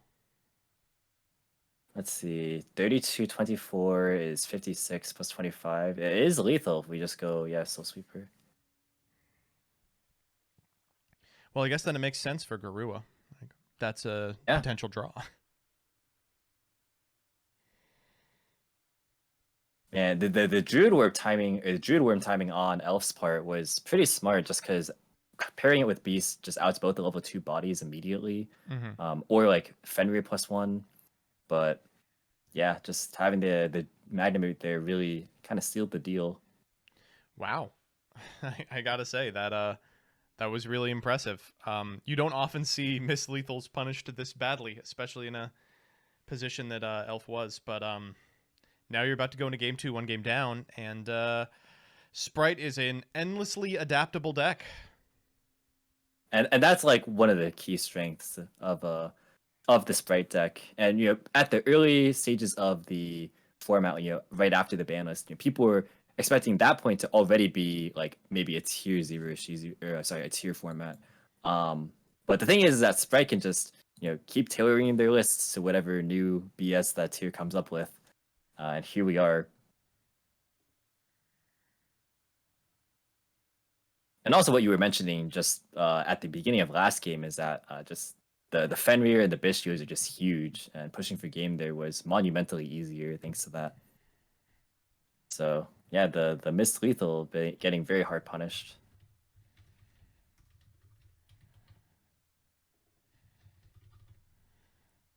Folks, it's Sprite. There we go. Predictions up. I mean, the only question really was if the Bistio was in Aki's hand the entire time, or if it was top decked. But yeah, if it was in there the entire time, Aki is a genius. Yeah, 10,000 IQ gamer. All right, Boober de la Doober. Yeah, I wonder how big the branded package is here, because I've seen different ratios just from OCG lists. Because like you want to be normal summoning Chamber ideally if you want to like get your Dragon Maid play started, but you know, Albert is definitely not a bad summon either. Ugh. Sending Lubellion just feels so good. It feels incredible. It looks like we are actually going to fuse here. Something that I've seen people do as well is just not fuse with Albion and just tribute it straight up for the Lubellion. Because you get the Albion at end step then. Yeah. But here we have This the is the extra line that body, so I've been seeing a lot is yeah. Albion into Lubellion into Mirror Jade, and then you tribute the Albion for the Lubellion. Hard to keep track of these. They all have the same name. Pitching Magnemute even. Wow, must have double in the hand. That's a wild pitch. And this is the case where having the extra body with the Owlbear on board makes a difference, because if we just start with Brand of Fusion, we can't really do this play. Right. There's our Magnemute. Targeting Lubellion, I imagine they're going to Magnemute Chain here, but even targeting their own Lubellion is nice. Whoa! Oof. Yeah, it actually had to be Bell, because if they had a Base Shield, they couldn't chain it since it's not a quick effect yet, since Aki right. doesn't control a monster. Good point. So, yeah, the Bell there was like extremely clutch. Wow. I'm thinking to myself, I'm like, is Bell good this format? Well, if you're playing this deck, I could see this scenario happening a lot. Ooh, getting regained over Beast. That's quite interesting. I wonder if that means the last card is Beast, or if they value just being able to like draw here and cycle cards.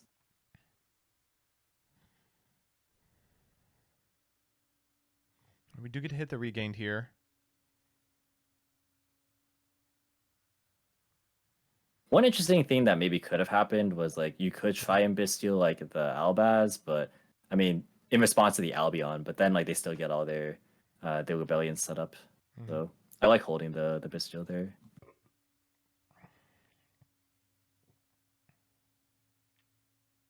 So all right, and we're setting the one. Magnemute and the Albion. Yeah, lots of end phase triggers.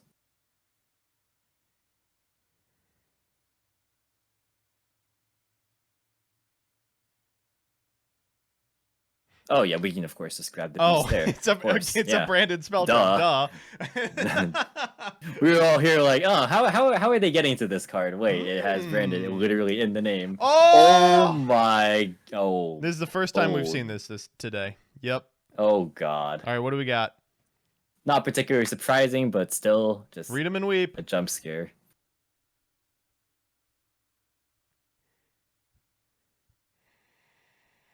How many spells do we have in our Sprite deck? I mean, if we have starters, we can chain them, which is nice. I imagine that's what they're thinking about right now. Yeah. You gotta like starter and then chain Magnemute though, if you want to like summon both this turn.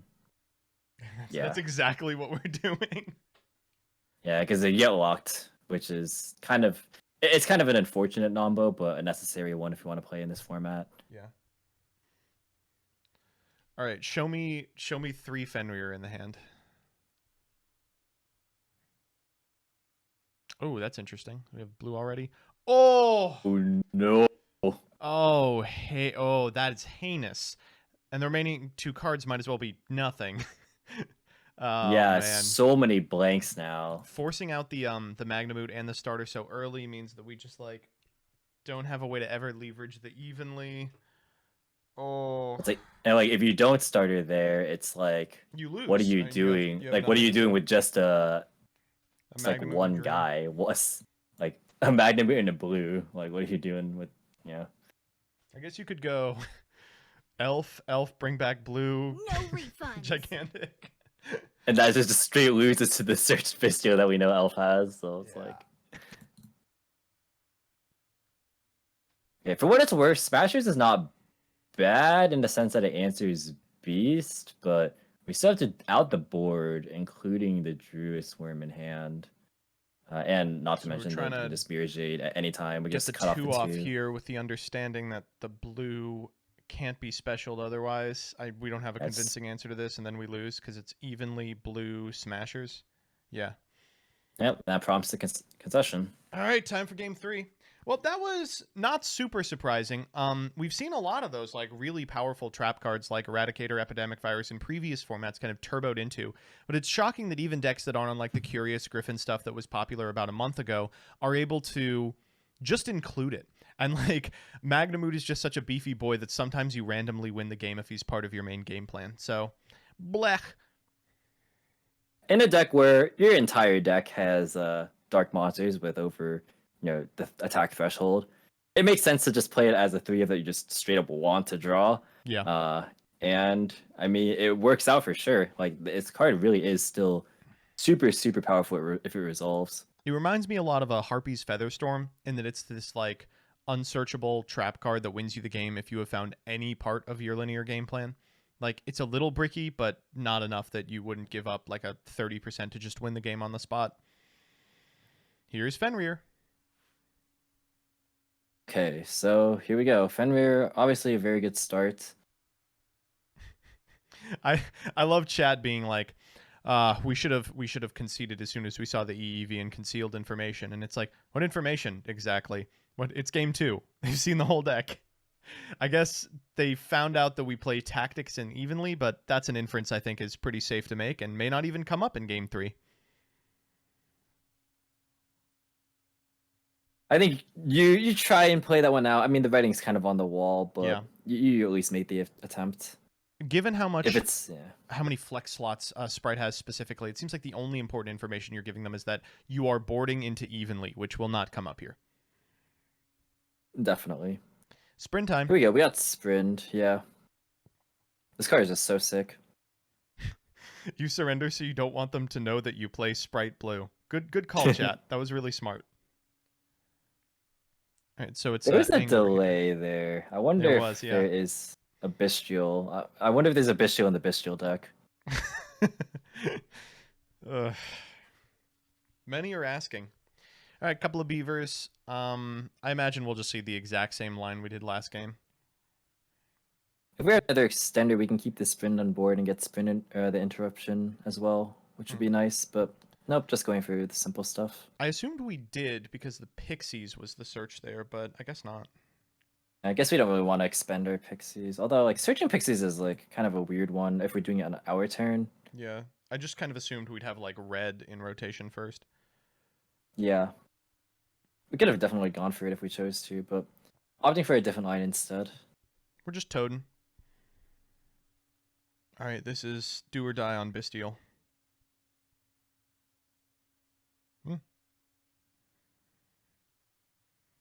So what do we know? We know Pixies, Fenrir, Smashers. Oh, Prosperity after the combo is that's sick. really nice. You don't get to do that very often. We when going you 3 do, here? though, Come on. No guts, no glory. All right. Ooh, 3 well, decent ones. Econ, not bad. yeah, we just take another interruption.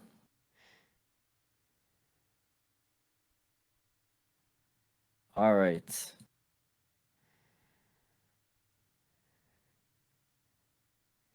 Chat saying Econ in 2022. Welcome to the last month of formats.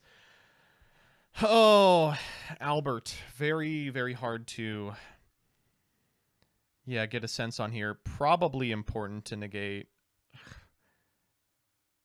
And gives you one of the very infrequent openings where you actually do get to go for the elf here. Call by. I was gonna say call by one time. Oh no. That's I mean that's the end of the game. That's such an unbelievable blowout here. God.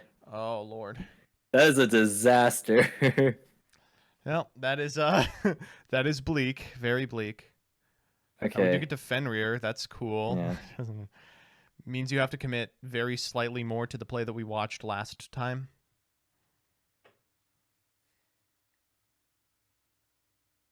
It's understandable to want to do like the max value play, but boy does that just get punished. But yeah. Yeah, it's still one of.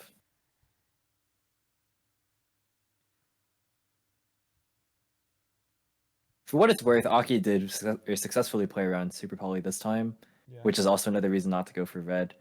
Oh, good call. So we'll see if that ends up being it ends up paying off here.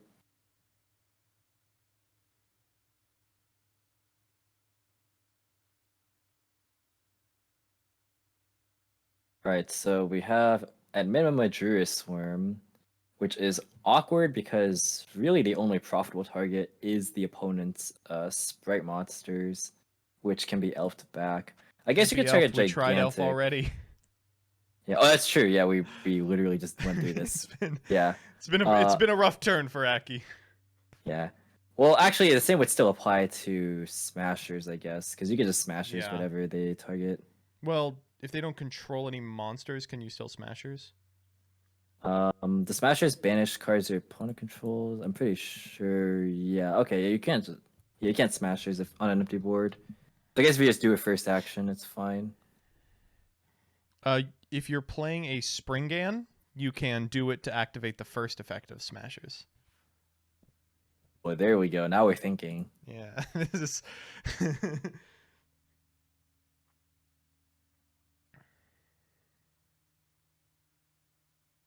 All right, we could Fenrir here if we wanted to just take the body off board We to Fenrir deny. the Aluber. Yeah. Oh, that is true. Oh, I'm just not paying any attention this turn. Okay, so now we can blanket with smashers if we so desire, but yeah. Looks like that's not the case. I wonder if we actually did want to, like that maybe weasels them into a situation where they can't get to Lubellion, but we might be saving the smashers for Mirror Jade because we don't have like a great out to it otherwise. I mean, there's just this is the Sprite problem, right? There's too many big assholes on the field and we don't have enough to get through it all. Oh, and even just forcing battle phase. I like this a lot from Elf. Because it's pretty much a now or never in terms of when to smashers. But like you know that if you out one of the bodies, that Lubellion's gonna be happening in main phase 2. And that just applies a lot of pressure by itself. It's just a question of like how you feel about starter, right? So we know one is econ, we know one is smashers, we don't have a read on the third one. If it's starter, going battle phase here is actually incredible for Aki, but if it's not, you've turned off the smashers and the econ. And you knew the pixies, so you get that out. Yeah. I'm kind of surprised knowing the pixies that they didn't attack with a Druid Swarm there. Right. I thought that was like the play, was they were gonna like be like, okay, there's not. Yeah. Wow, that's. Oh, are we switching this to defense? I don't know about this line. So, we can smashers to keep the Druid Swarm off to prevent the Lubellion, but if you were doing that, you'd just do that here. Yeah, we could just banish the Lubellion. Is it worth that much to us? I mean, it's gonna get forced here now, unless you just want to hold it for our next turn. But the problem is, like, we don't really have known follow-up, I don't think. No. Because we didn't grab a starter. We never got to, like, Toadad back or anything.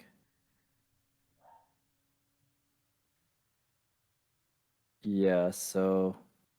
targeting the elf, which does prompt the smashers.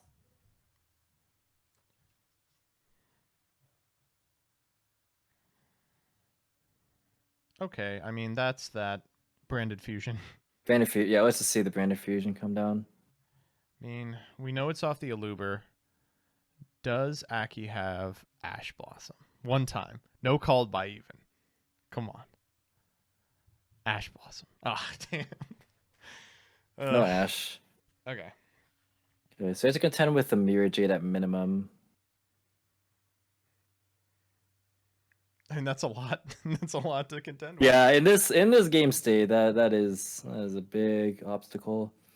Because we also have a Magna move, getting a Druid Worm, like presumably, and then we can like Albion into Beast, and then we can like Beast pop, Druid Worm send, Mirror Jade banish. That's like a lot of interruptions on this board. We could even expend the Mirror Jade banish now just to get the Fenrir off. Chad is convinced it's second econ set. We know the last card. We know the last card in hand is the other Fenrir. Yeah, we don't know this card. This is the only unknown. Yeah, we just don't know the set card. Yeah. Lubellion pitch super poly. Wow, poly. Correct to play around it. Yeah. Sarah near here, CL2. It's crazy that between Lubellion and Saranir, there's just always a good target to send off of Branded Fusion. You can just flex into whatever you want. Chat saying econ. No, you'd wait on the econ.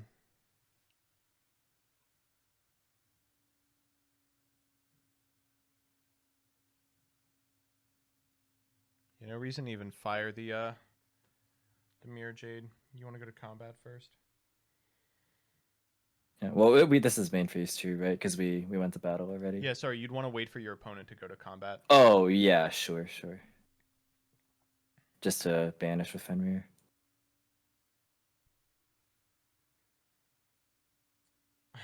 We're gonna get the third one. So, Yeah, I mean, I'm getting the third Fenrir. Okay, might as well. That was wrong. I struggle to think what actually does it. That called by was just game-winningly powerful. It was so backbreaking. I mean, we're probably relying on the back of Fenrir beatdown just to get us there at this point. Hell yeah!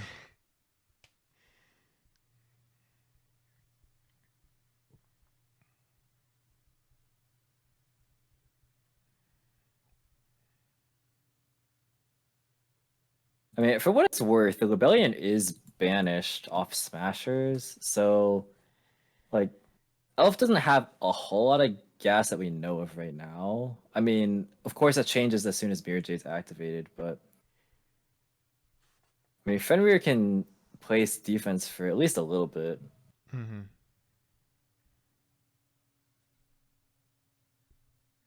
Yep, and expectedly, here is the Mirror Jade. It was fucking Econ. Oh, Chat, wow. you are geniuses. We get to take the Mirror Jade, and then you have to banish the They Mirror have to Jade. banish it. Get it out of Yeah. here. And then we just summon Fenrir main 2. Oh my god. Wow. Wait, we're kind of in this. Now, it sucks that they're going to just get branded fusion, but, you know, it is what it is. Yeah. That's just a minor inconvenience. Oh. If the set card is Beast, we do unfortunately lose. That is true. Very true. I guess we could get Beast off Albion if we feel like it. Nope. We'll grab branded fusion. Okay. So what is the last remaining card in Aki's hand? That is the question. It's the draw. It's Ash. Yeah. It's the draw for turn. 1,000,000% Ash. Oh, shit. my. Okay. Well, here's the Fenrir battles. Fenrir Quest 2022. See, but like this is what we're talking about. Turns 1 and 2 and 3 are crazy, and then turn 3 it's just you Fenrir each other. Wow, going for Fenrir, that lets us Fenrir. I don't know about that one. That's fine because if they Fenrir our Fenrir, we just summon the second Fenrir. That shit is not a once per turn? Oh no. To summon? Nope, it is not. Oh god. Yeah, we're just gonna have to take it. That's bleak. No big deal. We're fine. So you just have to force them to go battle phase. At least you're not dead this turn, but I mean now they have their Fenrir. They can have stir Fenrir at any time. Just fucking branded fusion, dog. Ash. Yeah. Oh. Nope, no Ash. This thing's resolving. This is such a Sad. sick deck. It's cool. I really like it. I mean, we really have not seen the Dragon Maid cards do a whole lot of anything so far. They are they playing them? I mean, we've seen Tidying. We saw Tiding, like they're on Dragon Maid cards. It's just, but like this is like just Bestial branded, which in and of itself, Which is great. like a fine deck. It's totally respectable strategy. So, yeah, I actually do really like this. Like it just plays super well into the current format. I have no idea how we win this game. I feel like it's over. Yeah, this, like, never mind like clearing the board. Like these monsters are just massive. Like how in the they're heck? lads. How is Sprite ever supposed to clear this?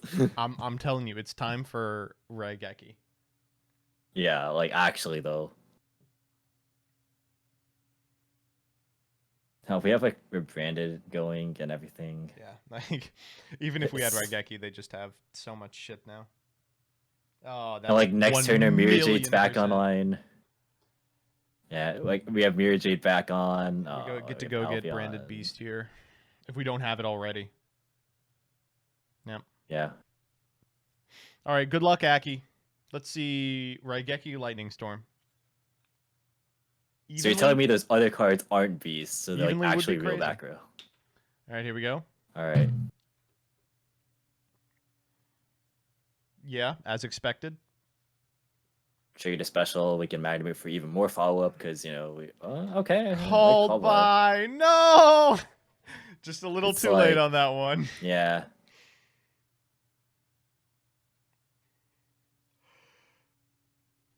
Oh. Yeah, that's got to be it. We're out of Fenrir's. What is the last card in hand? Last card's got to be like. It's Is it evenly. actually even? What the fuck? Oh, it was a Just fucking talent. with us. It was a talent. And it GG. worked. I feel fucked with. Good run from Depp. Fantastic deck. Glad to see Sprite in contention, but that branded Bestial deck looking pretty sick. Hey everybody, Joseph Rothschild here, aka MBT, and it is time for the top 4 of the October 2022 Chalislime Monthly. We are just one short match away from finals, and we have 4 sick individuals. Quantal Think, known wash-up, who was unable to even top 16, the most recent Mickey Mouse tournament, DK'd an ex-Luxury Gaming 3000. How could he possibly hope to do well in a tournament as prestigious as this one? They're going to be playing against Dark Rift 94, and that's going to be the match that we are watching. The other is Elf01 on that Dragon-made Bisted branded list versus the one, the only Mount Fuji, going for the CSM runback. So a bunch of really good players after... some really suspect play this weekend. I am joined by another sussy baka, Sereminon. Sereminon, are you there? What's up? How you doing? It's not like I wanted to commentate with you, but yeah, doing good. And honestly, like these have been some really spectacular games. I wanted to talk and- about how bad they were, but they actually have had some teeth to them. They are not that uninteresting. We avoided some of the nonsense going on there in top 16, and we are standing with some really really good decks remaining. You want to go over which decks are left, because I actually don't know which ones are remaining. In fact, I do, because Quantal Think just sent a message to the chat that said, "Give me 5 minutes. My PC is dying." So we'll wait on that guy. Yeah, so we saw a ton of really cool decks in Top Cut to bring you all up to speed. We had 16 different decks. Most of them were terrible. We had 3 Ishizu Tearlament, 2 Bestial branded, 2 Sprite, and then 1 apiece of Bestial Dragon Maid, which is basically just Bestial branded. Fluonderies, Bestial Thunder Dragon Danger, Adventure Mathmech Cybers, Exo Sister, Goatee, Cash Tira, Blackwing, and Shark. And in classic CSM custom, all those decks were out by the next round, cutting us to a top 8 of 3 Ishizu Tearlament,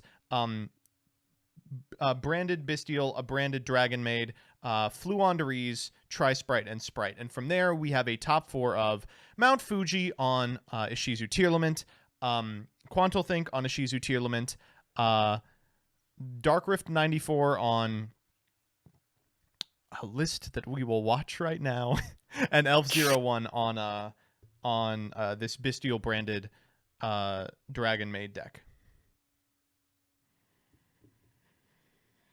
Okay, Dark Rift was on the Tri-Sprite deck, right? That is correct. So we have not seen Yeah. this in the VOD yet, but for those of you who are watching this on YouTube, we did just sit through half of a game from this individual. They are playing a 60-card Abomination, which aims to radically increase the ceiling on Sprite so that it can compete against the extremely explosive Tearlament deck by including the Tri-Brigade cards, along with some other stuff. Yeah, there is a lot of stuff is probably the best descriptor to there's not a whole lot to say. It is really just stuff. Yeah. Yeah. Stuff Turbo, baby. I guess I would say the deck out of this tournament that I am most interested in is branded Bestial. We saw it a couple of times, both in round 7. We just saw it off camera, but it was very popular this weekend. It looked very, very capable and powerful, even against Ishizu Tearlament. It kind of hits the sweet spot of a deck that can punish an Ishizu Tearlament player for putting on the blinders and milling like as many as possible off of Kelbeck and Agito, but also has like the Bystials necessary to consistently counter it. We saw the dream run from a Bystial player where they were able to resolve in the same chain Serenir, Druisworm, and Magnamut, and I hope that we get to see something similar if this Bystial player makes it to finals. Yeah, I really like all the Bestial hybrids that are popping up, between the Branded hybrid and the Thunder Dragon hybrid, and just like regular Dragon Link, anything that can really splash this engine in right now is like pretty strong and like at least decently positioned into the current format. But if you have that added synergy where, Albion could just get you access to, like Branded Beast, for example, and just be able to like cycle through all of the different names of either engine really. Yeah. Like it's cool to see just how many different plays the deck actually has access to, and it's one of those decks that is definitely far from solved, just because it's like not as deeply explored in the OCG compared to something like a Shizu tier. So it'll be cool to see what people come up with as the format progresses. And like a Shizu tier, it's one of those decks that's very easy to build week one. Like you can build a mid Ishizu tier deck, a mid Ishizu tier deck right now by just jamming 3 of everything.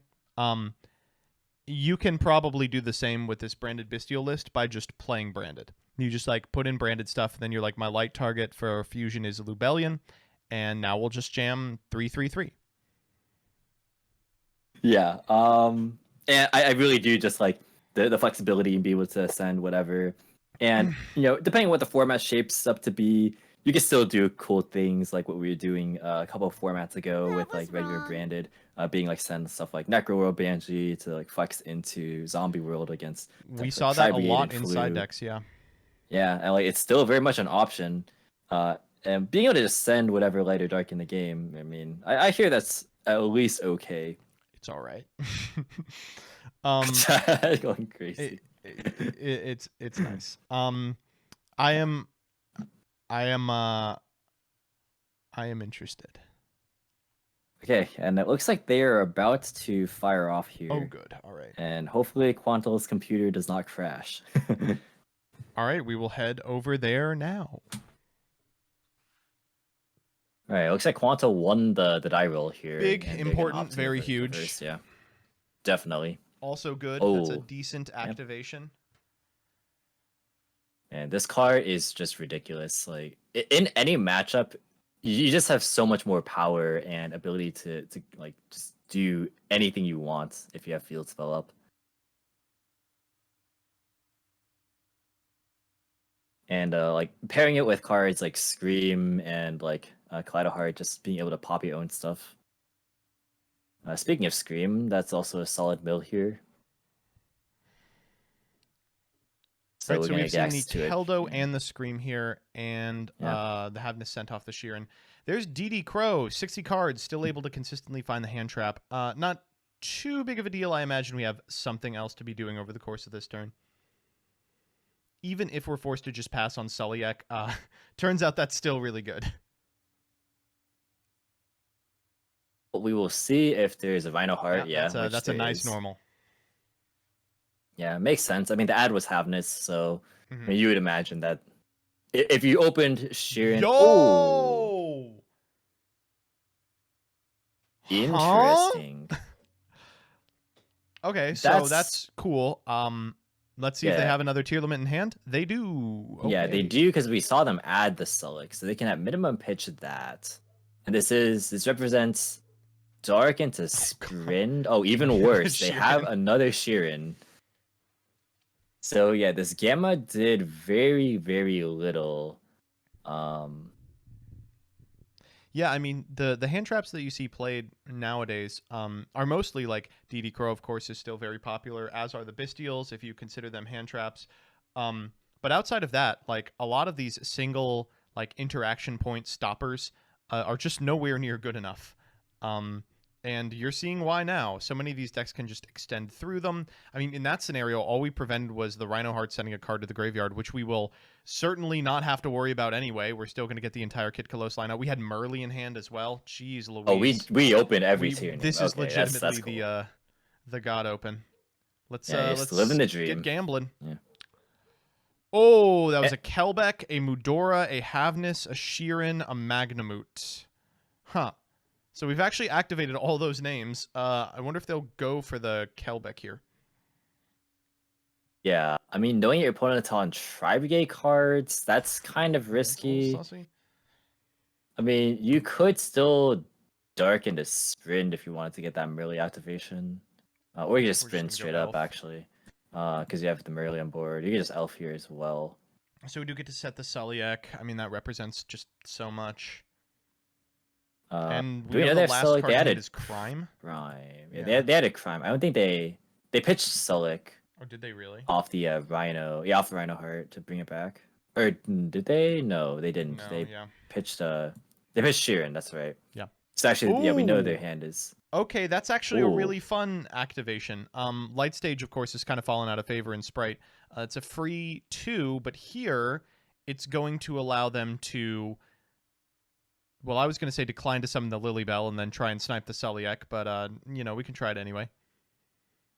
Yeah, this was played in Joshua Schmidt's list like initially when Sprite was released. What's weird here actually is that the Crime so far is not live because there is no monster in hand to send.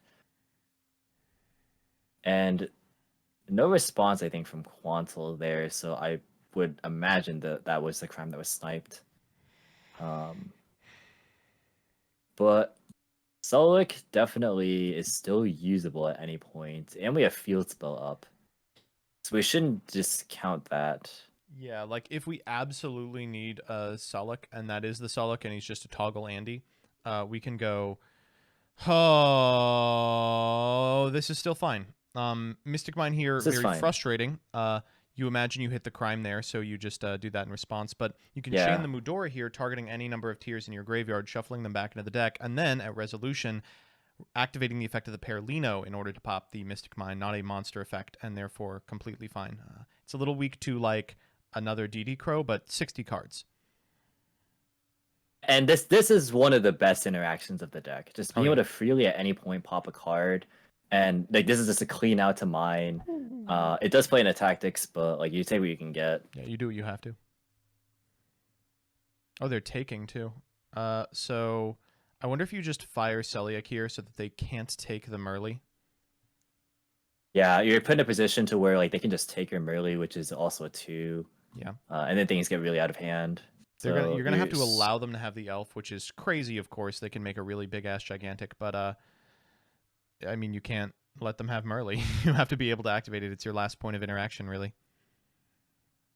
The Crime isn't stuck under the light station anymore, right? So that's correct. Yeah, it is now live again. Yeah, if we get a card in they hand. can kick Kalos to search another tier name, and then just kind of proceed from there. That is where we're going. The issue if you do that though is they could just overlay to gigantic and just attack over Just go to the combat. Kalos. Yeah. So yeah, I think this is a better play. Just fusing off the bat, just concede the Crime, just accept that it's not live. So here we're able to tuck the Sheeran, and I think we have a Kit Kalos in graveyard still, right? So we can make a Lucalos. We go for Lucalos, and then we can contest the gigantic. So it kind of puts them on have another good last card. Wow. That is not a good last card. Yeah, I mean, do they play multiple Lilybell? Looks like no. Yeah. The answer is just no. Okay.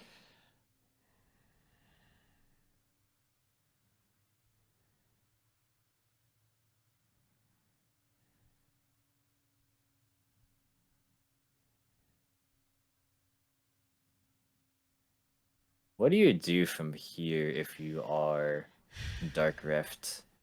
It's hard, for sure. This elf does less than nothing.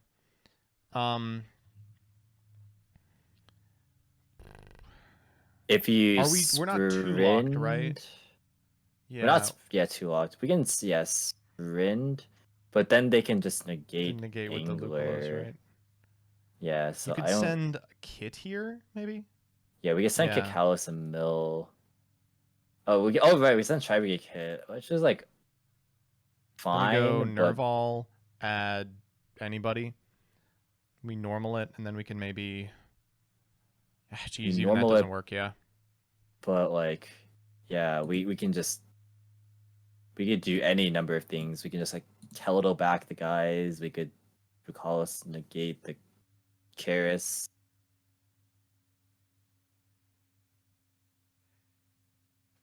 We are going to Yeah, go I for mean, the Keldo yeah, here. This is you such a just- power play, and one of the reasons that I really don't like the Tri-Sprite variant right now is because it's just so weak to this interaction. Oh, also, chat, completely correct. That's the wrong zone. Oh yeah, yeah. Why would you put it in that zone? Right, so we will be going for Gigantic here. I mean, if do we you try to just fire... like do you just like go Zeus? I mean, even that's not good Yeah, no, it's not. because they get Sulic and then like they get Crime as well because they have banished tears. Mhm. Also, oh wait, yeah, they also have the Recallus battle protection effect comes up here. That's kind of funny. Yep. So that means that they get the Mill 5. So they get Mill 5, add back Recallus, or summon back Recallus, add off of the Sulic, add back off Crime. That's it. Yeah, Zeus would have literally done nothing there. So yeah. And a yeah. quick game 1 going to Quantal.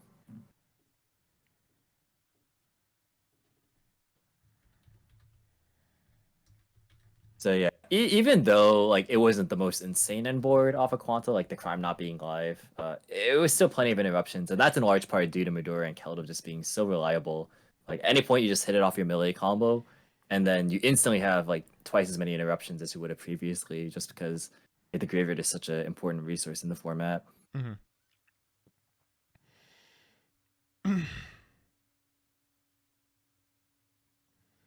All right, Dark Rift 94 getting another crack at going first here.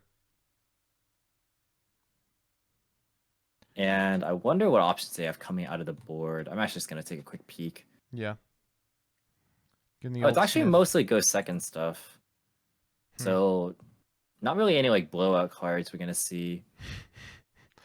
A lot of you have a lot of faith in a Farfa viewer. Come on now. 4% Tri-Sprite. Oh, well, if this, is what, the, if this is what the board is gonna be. All right, that maybe 4 was a little generous. I'm like very surprised that this is a 60 card list. I would think that you'd want to see. There's no way there's 60 playables. Lightning Storm, come on, Quantal, come on. Okay, not necessary. This is just bullying. Come on. Wait, Going battle. they went to. Why'd he go battle?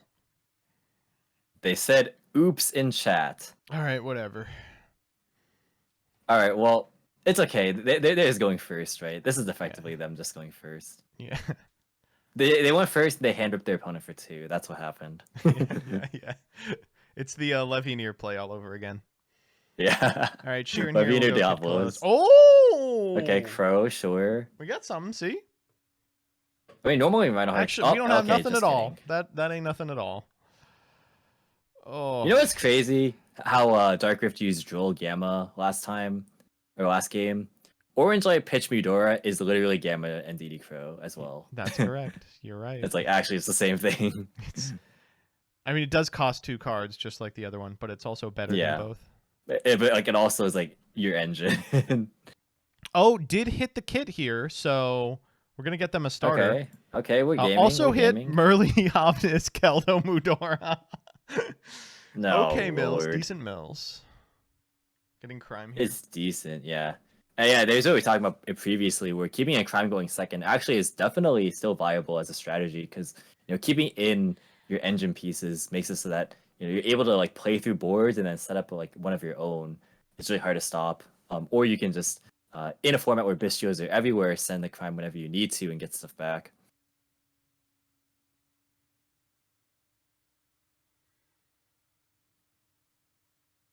So yeah, at minimum we get kits, but I mean we're so down in resources. Yeah.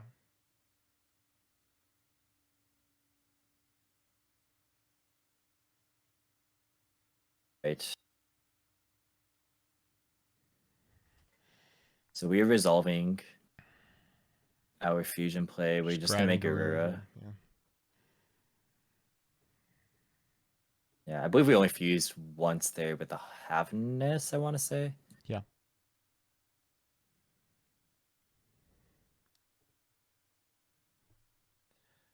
Set 1 pass. That seems pretty crazy. Not gonna lie. Or set 2 pass. It's like I mean, crime this Celiac. is fine enough. This is honestly fine enough. Yeah. You don't have That's to do the anything thing is crazy. like it just doesn't feel like enough seeing a board like this and being like, oh, they bricked. It's like, oh no, dude, this is gonna be crazy. Yeah, especially given the fact that Dark Rift bricked and like there's only really okay, that's a good draw. That is a good one. I believe we have a Nimble Beaver left. Yeah. Yeah, I mean this summons Engrave as well, so Oh, it does? Wow. yeah. I've never read this card. Yeah, this card's cool. Ooh, whoa, Okay. firing the crime here. All right, put someone half starter. I mean, they would have had to top deck it. Milled And Mudora. yeah. Yeah. Okay, well, this is not looking too good for our red Any normal does player. it. Yeah, any tier Any does mill it. 'Cause, does it. we just tag into whatever. Even if it's like happiness, it's fine. Nice. Okay, it's the best one, sure. Yeah, sick. Good top deck. Good top deck. That's part of skill, actually. Yeah, yeah. Oh my good golly. Oh wow. Okay, we got that's everything we wanted. That's literally We have everything. Scream, we have Havness, we have Merly. Yeah. Yeah.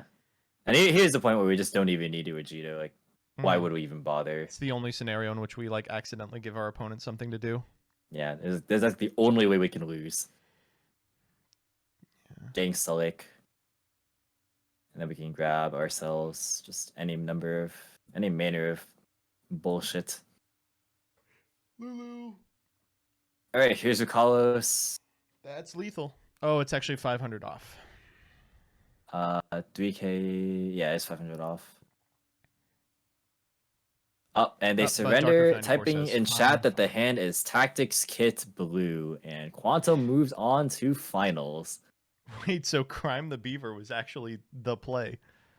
It was, yeah. Wow, that's crazy. Joseph Rothschild here, aka MBT, and it is time for the finals of the October 2022 Chalislime Monthly. This has been a very spooky tournament. We started out with some frighteningly bad decks in top 16, and now we have shaved it down to just the seeds of the pumpkin that is this format. I'm talking about Ishizu Tearlament versus Ishizu Tearlament. Not super surprising. But there is enough build variation that I think we will have stuff to talk about. I will be talking about it with my co-commentator for the last 4 rounds, Sir Eminon. Sir Eminon, how are you doing today? Doing great, and this is not the way we expected to get here, but the result was, I guess, the expected one regardless. Yeah, super cool to see that, these early preliminary builds, even though people have not had a ton of time to test yet, are still proving to be very, very strong. And hopefully we'll get to demonstrate more of that in the finals. For sure.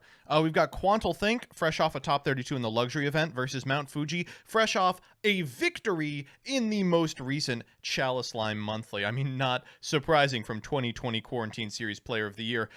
But what we saw in the last round, viewing both of these individuals, is that Quantal Think's build is really, it's bread and butter. It's like we're playing 3-3-3-3-3 in terms of the ratios, whereas Fuji's is playing pretty much every silly tech you could imagine. Yeah, Fuji has managed to find space for not only should we spoil it actually? Yeah, we'll wait to see it happen because it will happen. It'll happen, and yeah. All right. So we see Quantal just kind of going through the standard motions here. I believe they just led with like a Rhino Heart into like a Sheeran, and then are just going for the middle 8 stuff.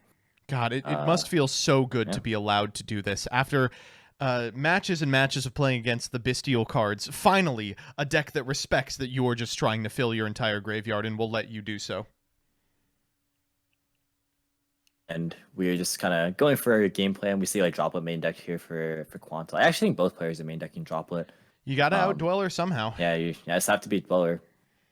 All right, looks like a pretty respectable opening. I expect that's like a Celiac and a Crime. Yeah, and we see this more and more that like the end boards, like they don't have to be anything crazy. You just play for advantage generation. You play for the long game. Yeah, and like this accomplishes that really well. Now, if there's any deck that's going to take advantage of an end board that's a little lower ceiling than what Tier Limit is capable of, it's going to be Fuji's build, because it is just full of shit. It has more than enough gas in the tank. Let's put it Yeah. that way. Yeah. So allowing this Sheeran to go through, let's see what we hit off this. Even deciding on what to pitch, because every card in this deck is good to pitch. Yeah. Oh, those were decent. So Okay. we pitched a Sheeran and we got Keldo Mudora. We'll go for the Sheeran here. Wonder if this fetches the Lulu. Yeah. We're going to see the Lulu chained. And actually, notably on Quanto's side, there actually are no Keldos and Midoras, which are, if you're not making Dweller, it's actually okay if you have those in Grave. Just because they kind of like act almost the same way as Dweller in some cases. Just because like they deny the fusion plays the same way that Dweller does. But if you don't have either, then that's when it gets a bit scary because we have to burn stuff like our Rukalos pretty early. All right, so we're going to normal summon him early. That's going to be met with a crime. Wow. Oh, and now we get to pitch the Keldo. That's pretty impressive, actually. Yeah, that is where that came from. Okay, we have Kelbeck to bounce. All right, we can. Now that we've sent a card from our opponent's hand to the graveyard, Kelbeck can be summoned here. I guess Kelbeck bounce Lulu's pretty decent. Yeah, and this is one of the tricky things. Kelbeck is extremely difficult to play around in the mirror match, just because like both decks are just constantly trying to play their deck. And Kelbeck naturally is just good against that. The issue is with timing and getting like the most value out of it, which turn one can be tricky. But in a state like this where like Quanto's already established, that's where this card really shines.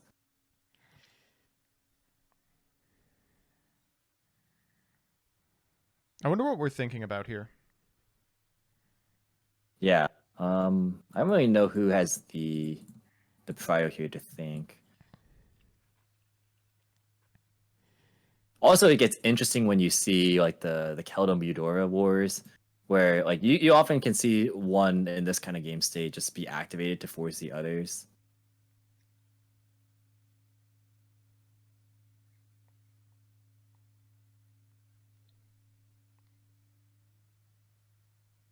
Oh, they are really in the tank on this. What the hell? What on earth could they be thinking about? Really taking their time here.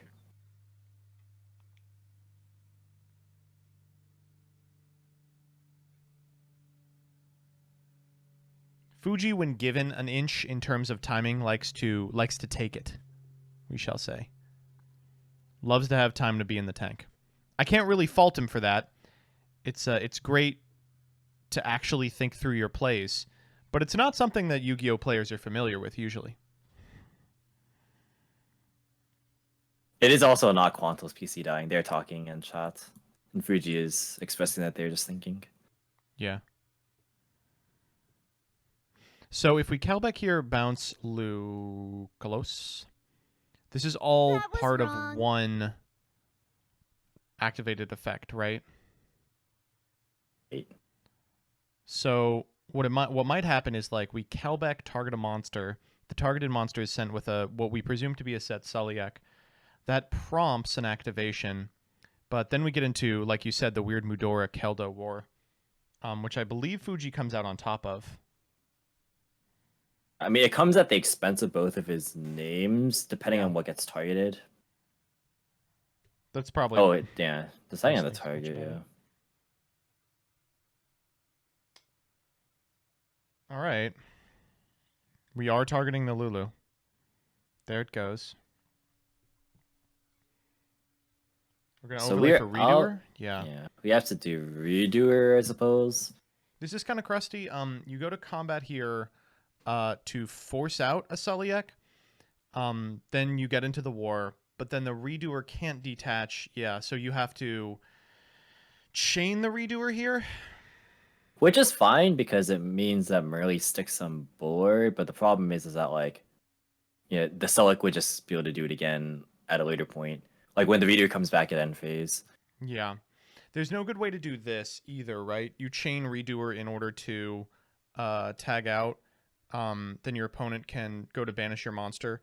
if you preemptively activate something like Mudora to hit the Keldo, they just say yes because by the time the chain's done resolving, they're going to have the opportunity to do what they want regardless.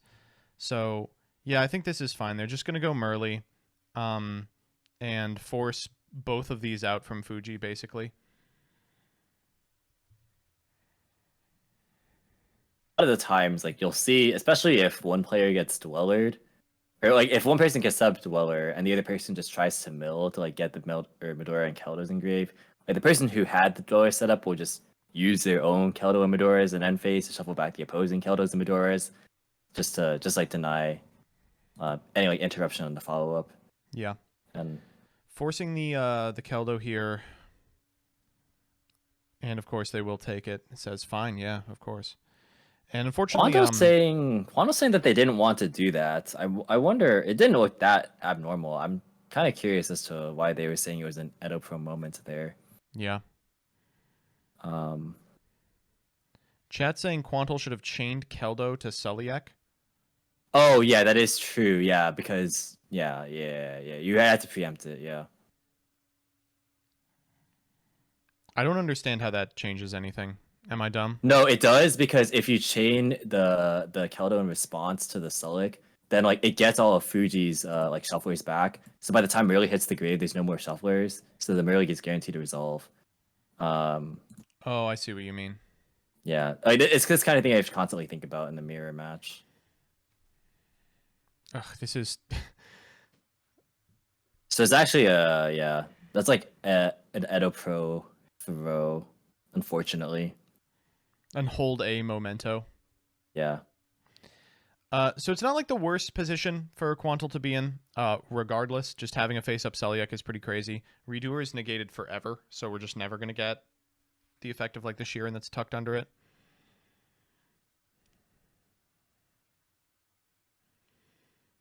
There's a lot of really crazy draws. That's not it. That's not any of them.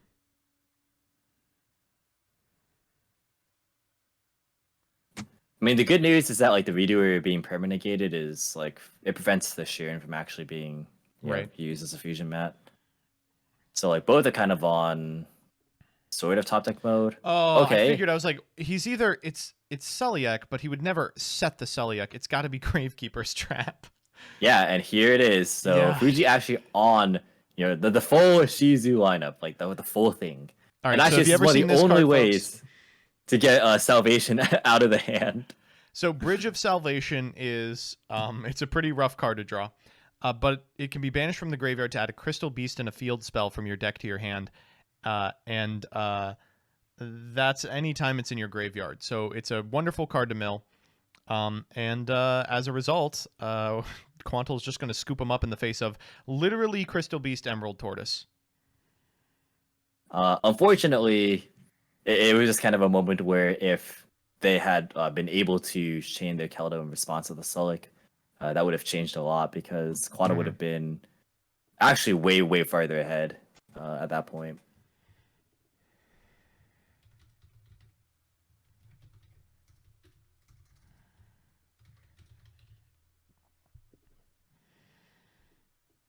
This tech, Bridge of Salvation, was really popular last week at the YCS, I guess 2 now, and right after the release of the structure deck as well, just because like it's like a branded in high spirits thing, right? Yeah, People were playing them in like the same deck. It's a cute, like, it's cute. I don't know how you feel about it. It's definitely very interesting. Like the builds definitely like evolve pretty substantially just post Shizu in general. So yeah, it's really funny that one of these is an Aqua. I will say it would be great if they weren't. Like there just wasn't a Crystal Beast that was an Aqua.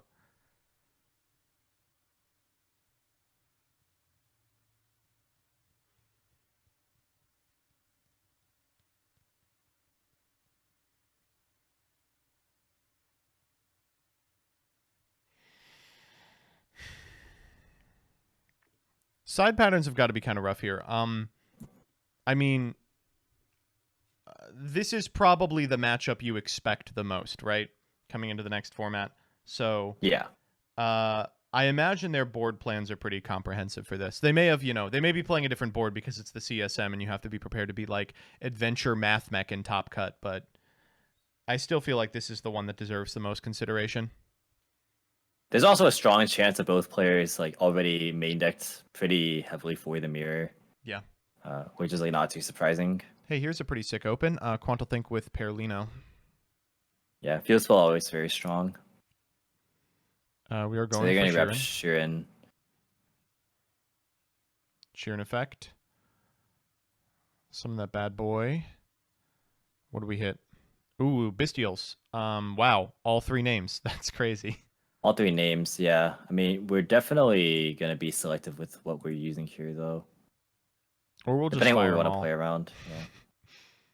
I mean, activating 2 makes sense because I mean, activating 3 just does not seem very good. But if you activate just 1, then like it's vulnerable to Bestials, depending on what your hand is, of course. Right.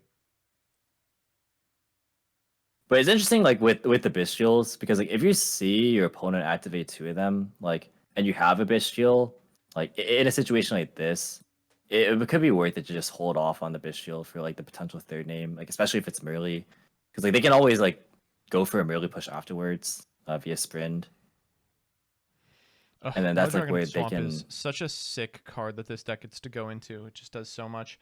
Havness coming down out of Mount Fuji as well. I guess let's run it, baby. Oh wow, Rhino Heart Agido. That's interesting. Rhino Heart's definitely really good here as a mill, assuming that there's of course another tier. Rhino Heart's crazy. I wonder if you even go for Agido, knowing that your opponent's already activated 2 names. Yeah, he's gonna go for it. What do we hit? We hit Kelbeck, we hit Suliek, we hit Mudora, we hit Havness. Oh, geez. That's pretty good. Our opponent hit Keldeo, Kelbeck, Suliek, Havness as well. Okay, so we've given both players everything. Yeah, Quanto actually milled like 5 good cards. I mean, Havness was already used, but... Okay, so that's the Rhino send, the Havness in hand, opened double. As turn player, Quantal gets to go first. Going to order Scream, then Salic, then... I wonder if they go for Kelbeck. Probably not, knowing that there's so much nonsense in Fuji's list that, like, randomly milling an exchange is really good for him. Fuji has more to gain from these mills at this point. Havness CL3. I wonder if Fuji goes for Kelbeck. He might. Yes, Solik as well. He's gonna Rhino. Yeah, so he can send. The thing is that because Quano used Mud Dragon, like there's not really a lot of benefit out of like Lidoing here. So like Rhino Heart would normally be crazy because like if you have like name plus Rhino Heart milled off of Havness, which I mean this happened because of the additional mill 5. Right. You can go for Rukalos plus Kaleido on their turn or turn 1. But that's less effective here, unless if you just want to spin back the field spell, which is not bad. So here we're spinning Mudora Havness. I imagine we'll respond with Mudora for like maybe getting Suliek out of the grave. Now we're just letting it happen. It says, I'll mill a Mudora here. Yeah, we're letting it happen. Oh, he really did too. This is much smarter than me. Yeah, because like you don't have a lot to gain there by like it's going nuts over back. there. Yeah. Also, something to think about is that Quanto also has field spell up still. Yeah. So we hit every name there. Merly, yeah, Fuji hit the Sheeran, remainder of his names. Keldo, Mudora. We already triggered a Guido Kelbeck this turn. Wow, we really just got to play on our opponent's turn, huh? It's very cool. Oh, Quanto did not hit Medora. Yeah, that's big. So Fuji will be able to fuse here, barring like orange light. Or I guess we saw a Bestial. It's interesting. I actually don't know the list, but oh, sorry, what was that? No, yeah, sorry. Oh no, I was gonna say I wasn't sure if like because I don't know the list, but I'm interested if like Quanto is on like the fuller bestial package, being like 3 Magnamute, 1 Druid Worm, or just the 1 Druid Worm that you can use to search off your opponent's Magnamute if they like leave it in grave. Like you can like dark take Dark it. it. Yeah. So we would just play literally 1 Druid Worm and that's it. Yeah. All right, so we are going Mudora here. We're going what is this? Merly, Sheeran, Mudora. Mudora targeting the Merly. We can also banish the Keldo. I think we don't have any other names. Yeah. You definitely hit the Keldo. Putting back our own Sheeran as well. Or Sullick, yeah. I believe Fuji's only on 1 Sullick, so this makes sense. Funny. You got to cut something to fit Exchange of the Spirit. Yeah. I mean, Quanto will get a pop here, but I mean, it really depends on what Fuji makes. I was going to say that looks like Kit Kalos.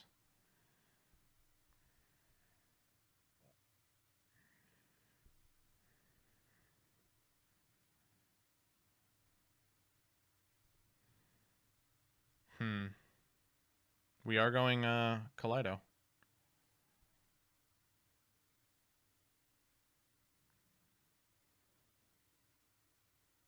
Eventually.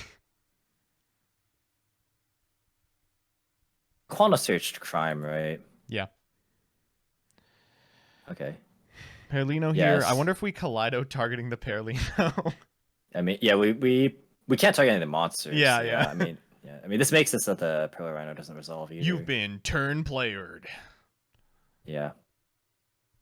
I mean, this is the interaction. It's just all in turn 1. Right. Add the Celiac to hand. Yeah, well, that's the setup. Back, yeah. That was Havness, by the way, in case you were wondering. That was Havness, period. All this, every name. Oh! Okay. Here's talents. That's like really strong. Like, this card's good in the mirror for sure. So this thing is like almost always live. Yeah.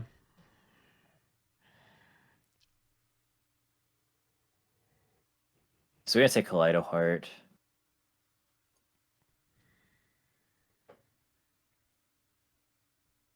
If you want to, you could Dark and then Dark take Kaleido Heart and then Kaleido Heart spin Kit. That seems decent. Yeah, I like that play. Makes a lot of sense. We're gonna Mudora target the Kaleido. Yeah, they still have Keldo. I mean, maybe it forces it though. Because if you don't do this, then like they could just Kalos tag back into Kaleido Heart on like on their next turn. I mean, you have Mud Dragon, which is like pretty good, but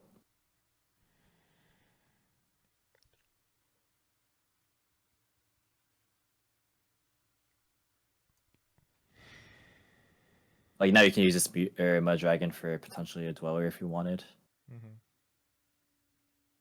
Fuji searched Sullick and I think Sheeran, if I'm not mistaken. There's a 4. And then here's normal summon of Midora. Pretty solid. Yeah. There's Midora that was missing from like the mills on Quanto's end. So that's Crime. We know Crime. I think we know Crime Havness, and then actually I'm not entirely sure. One of the weird scenarios in which Abyss Dweller really does do pretty much everything you want. Can't really orange light it here in the face of the Crime.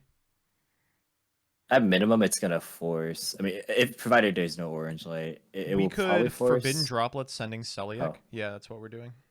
Okay. That's adorable. We do have it, yeah. I mean, that's the only scenario in which we get to blank the Crime, right?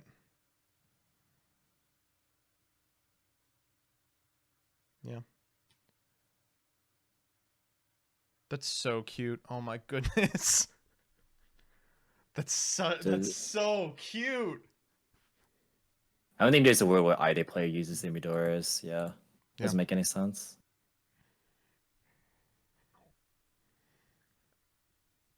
So now here's the second question. We still do have to play through Crime. Yeah, we had to play through Crime, and I'm pretty sure Quantum Search Havness, I'm not sure.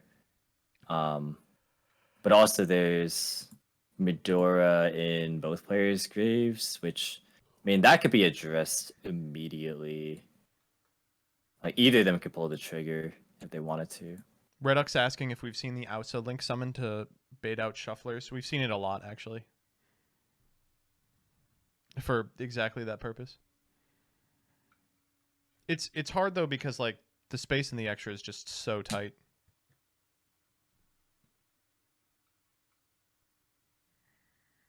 I'm curious as to what Fuji has to work with here.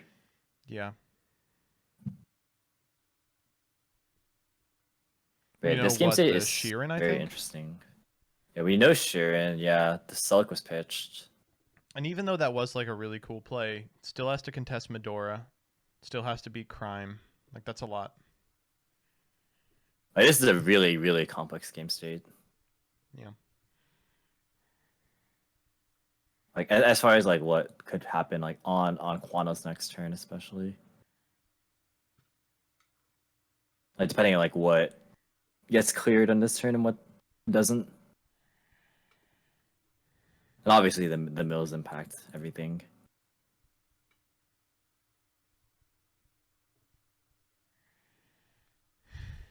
He's in the tank on this. Yield, no time in top cut. There's a lot to consider. Mm-hmm.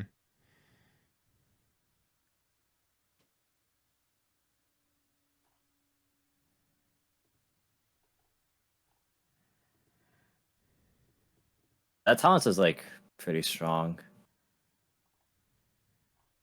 It's nice to be just out the Kaleido Heart there.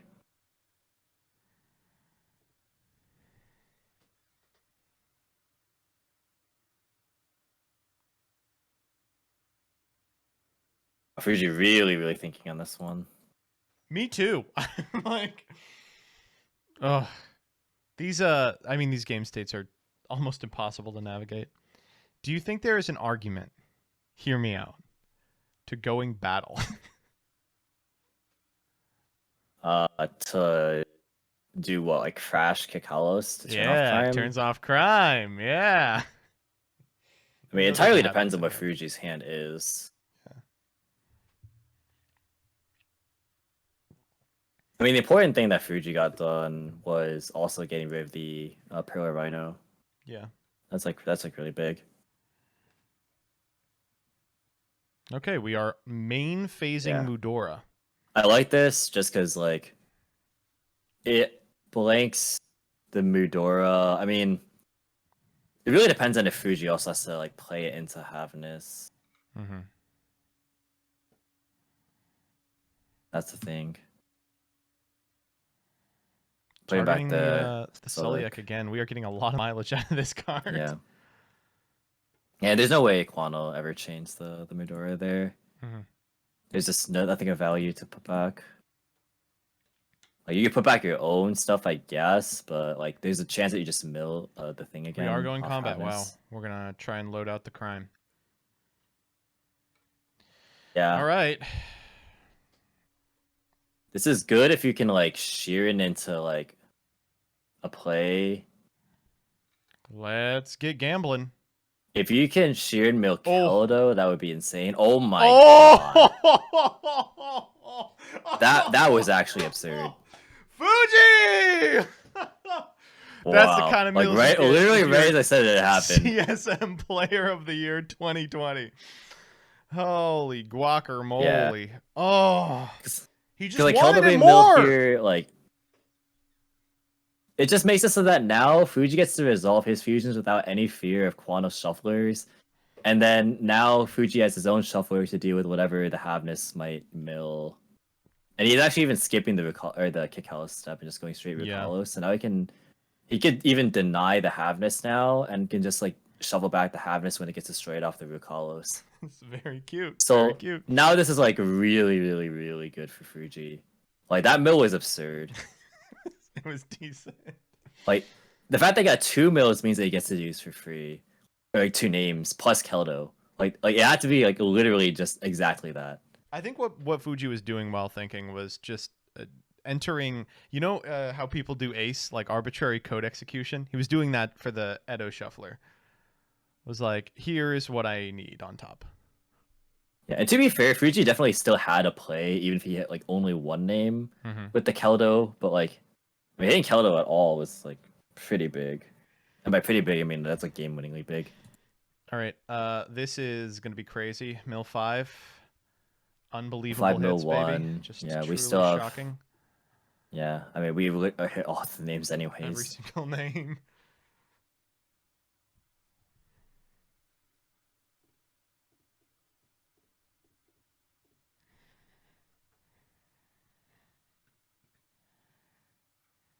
Now it's just a question of like what we want.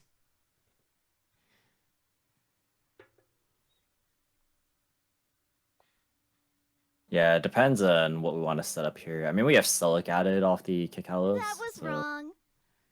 we're just chilling. Yeah. Merly Last here, one I we haven't imagine we're used going for was Kaleido. yeah. Did we hit another Rhino? Or are we gonna have to use the one on field? We did not. We would need to use the one on field, but like that's fine. Yeah. Like the issue with that is I want to make Dweller too, baby. I have the brain disease though where I'm like, okay, if I make Dweller, there's like so many fewer actions I have to think about.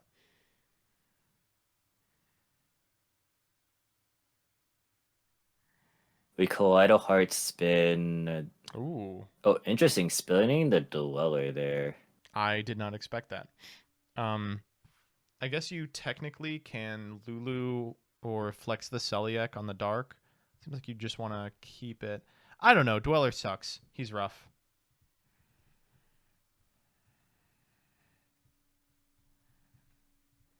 What are we thinking about resolving at end phase? Yeah, nothing here. I mean, Fuji could use Keldo, but there's Oh, we're just gonna do it now. doing this now. Yeah, so we can negate Dark. We could send Kaleido if we wanted to. We could spin the Crime if we wanted to. That I don't like know how. prevents them from normaling a guy and then contesting this play. That's like not bad. Yeah. And then we just like ride Lulu to victory. Lulu and Keldo. We can make Dragus to Pelly if we want. Yeah, and then we now chain block so that Quanto can't Havness. Yeah. Or we just don't. Or forget it. Kaleido. Says, you know what? If you drew Havness, you drew Havness. Not my problem. Oh, maybe Quanto doesn't have Havness. And Or we're just maybe. Oh, actually, no. It's because there's still Lulu on field. Duh. So he like Lulu negate it and then like Keldo spin back if he wants. Mm-hmm. Oh Nice. man, this was a beefy game. Every one of these games are like certified brain swellers.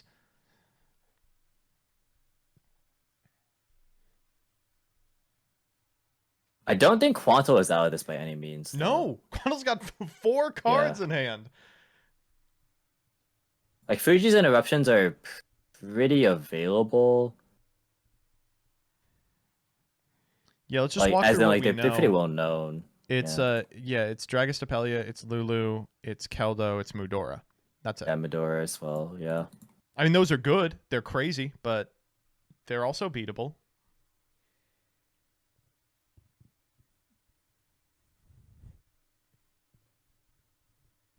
Is like variance involved, like obviously, because like it's like RNG in this deck, but I really do think the mirror is just generally very, very Ooh. skillful. Is it evenly? Evenly would kind of go brazy here.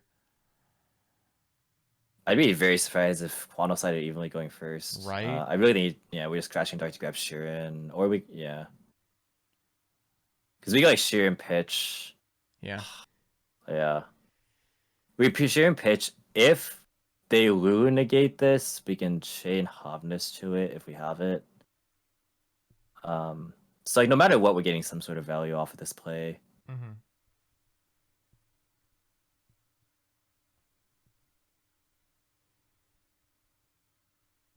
Wow, and then like depending on the Sheeran mills, if we hit enough shufflers, then we can test his shufflers, and then we can actually resolve stuff. Yep, exactly how you drew. Okay, it up. all right. I for some reason I don't know. I thought it was maybe Oh crazy my for thinking goodness Havness. gracious! Oh, those are some good ones. Mudora, Kelbeck, not bad, not terrible. I mean, the Medoras are nice for sure. Okay, so Quanto's turn player. So it's going to be Sheeran. Well, You can make an argument to not Sheeran, depending on if what your hand is, because like Like- you might want to just like use Yeah, Mudora fast Mudora to like and try and spike force. it off Kelbeck. Yeah, yeah, exactly. You like Mudora to try and force Fuji's shufflers. I mean, there is still a Stapelia on board, so it's not as simple as like summon Reinhardt, send a name anyways. But Quanto electing to use Sheeran anyhow, as well as the Kelbeck. Now Fuji has triggers, so they can use Sulik, which was sent off of the Recallus here. And then we can. Then we just get in the shuffle war real quick. We get a Shuffle War, yeah, afterwards.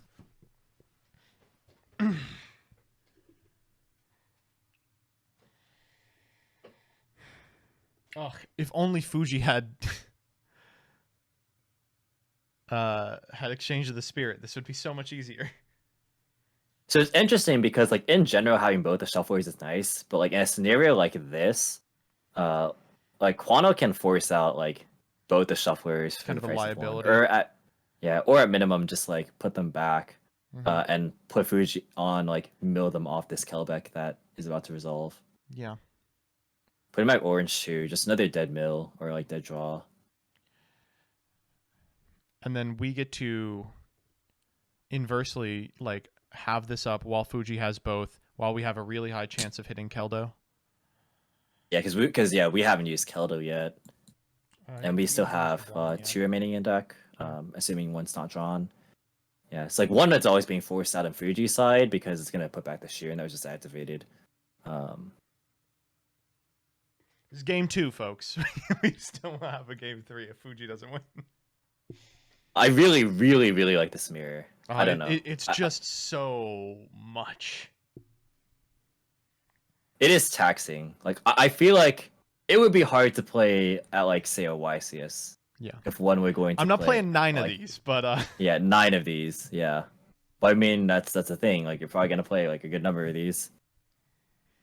I'll play 4. Y'all better bring Math Mech. Yeah. So this is gonna all resolve. Yeah. Predictably Fuji use Medora.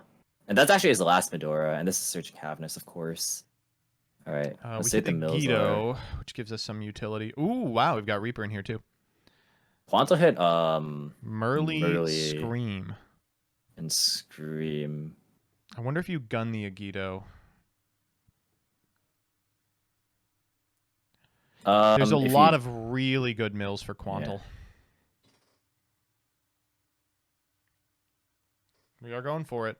Oh, we are going for it. Oh, whoa, stinkers. Double Merly, Reaper, Orange Light. Quanto hit 10 card or mill 10 cards, but didn't hit Keldo. But I think it's actually okay here. I mean, it's not like you'd rather have Keldo, but you don't need it right now. I think neither of them hit it, right? Hilarious. Yeah, neither of them hit it. Yeah, I think both have 2 remaining. Yeah.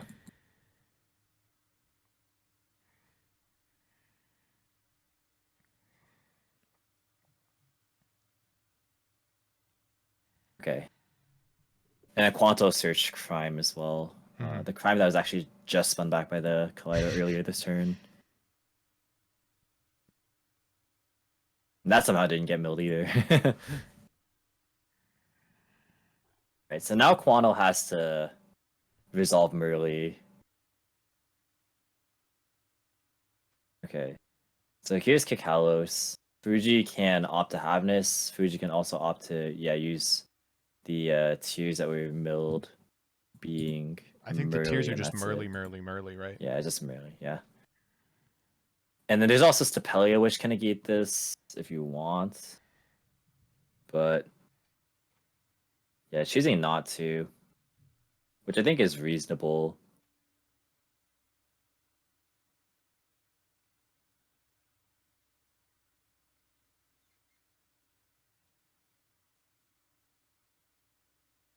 Because I think both players have like ample access to their engine. Like Quando especially has like a lot more room to play. So I think Fuji holding Stapelia here is a good decision. This is like just legitimately so. It's just so mentally taxing. Obviously these are two good players with like tops and shit, but like imagine being like just a first format Andy, like, oh boy, I can't wait to learn Yu-Gi-Oh. Let me pick up the best deck. You Yeah, gotta do quadratic equations for 9 hours. this is not the deck to. This is not the deck to just pick up and play. I was talking to Revy about this after we did the Dragon Link 10-minute testing. But I sincerely think there's like maybe a few dozen people on the planet who know how to play this format. And it's like the same 32 people you see represented over and over again in Top Cuts right now. This is a historically samey time of topping decks. Like every time every time I watch this mirror, like I just learn so much because like there's just infinite things to learn.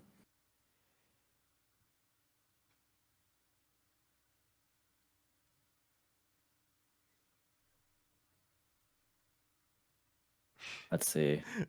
Chat 100% correct here. I feel like this is a format for the ages. Peak of skill testing. I do not want to play any of it. Tactics here is crazy. Yeah, and this happens so much. Like tactics to take. Yeah. He's got Stapelia because I mean it's gonna be taken anyways. But now Quano can just take Rhino, yeah, you just take Kaleido.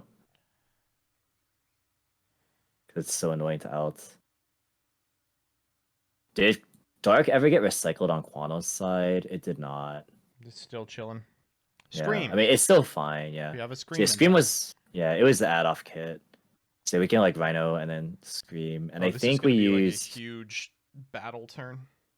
Yeah, on Quanto's side, I think they used Merly Sheeran. Yeah, we're going Havness here is the last one. Yeah, and then this is like the cool thing is like, even though it's the same copy of Kaleido, Quanto can use it because you can only use the effect of the card name once per turn. So funny. Yeah, comes up with like elf and stuff too. So yeah, the spins back Rook Hollows. Did we put Mud Dragon back? We did not. I believe we did not. We get some of our own Rook Hollows. It's funny. Sure. Yeah, I mean, Quanto had to use his battle phase to get this all off the ground, but it's still fine. I mean, think about it. This is a game that last turn we thought Fuji had. I mean, Quanto was on Dark, nothing else. And I don't think Fuji's out of this either. Oh, whoa. Yeah, Fuji is not out of this. Did we not have a way to get rid of that card?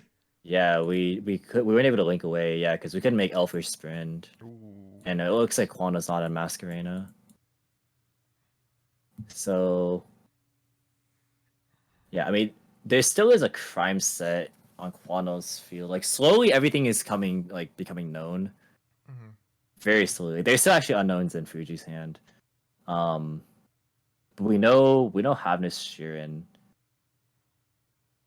So there's like a number of things that can be done here on Quanto's end, or sorry, on Fuji's end.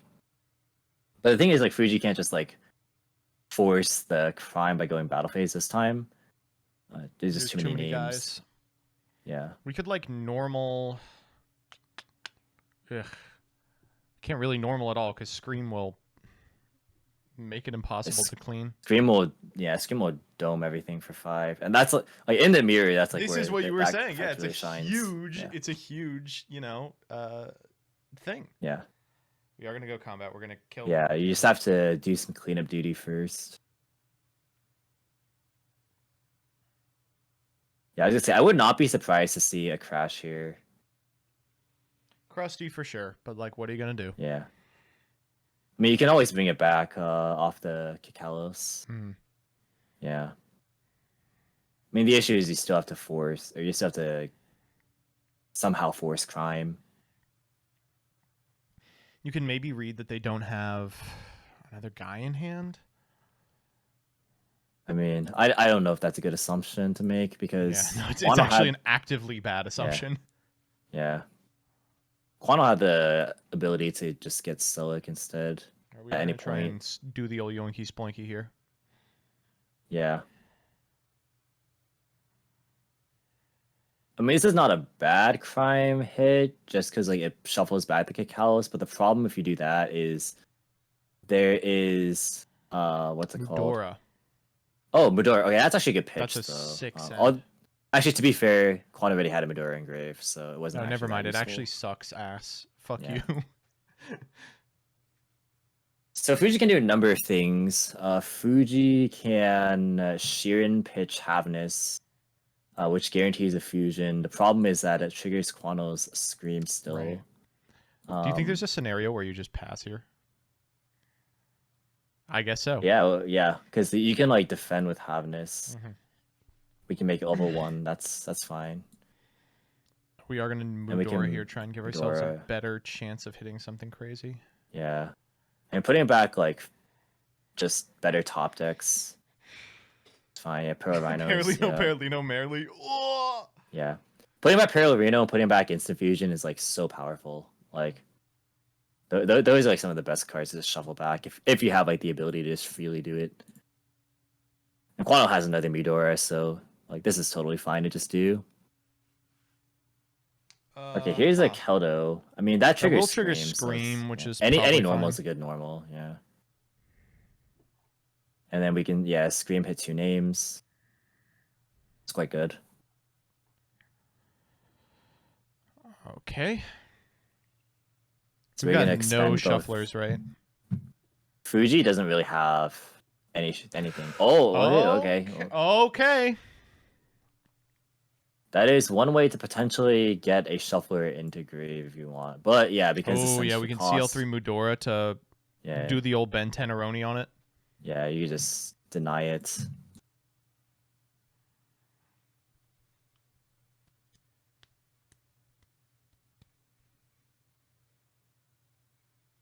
And Quantum can put back some of their own extra deck resources if he wants to.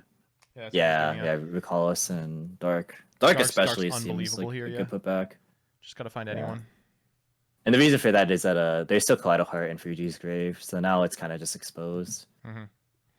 Yeah. Oh, man.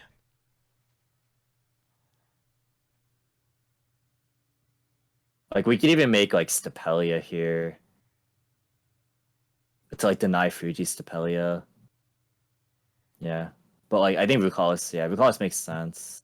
Because you can Rukalis to play around the Havness that Fuji has, and then when it goes to grave you can just Keldo banish yourself from field.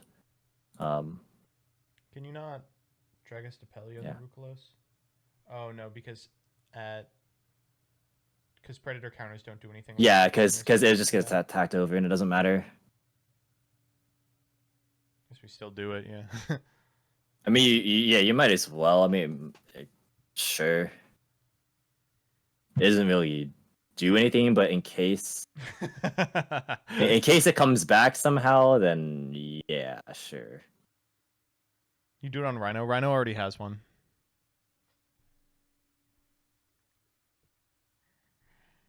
And notice how little damage has been done this game. Yeah, it's just all been resource trading.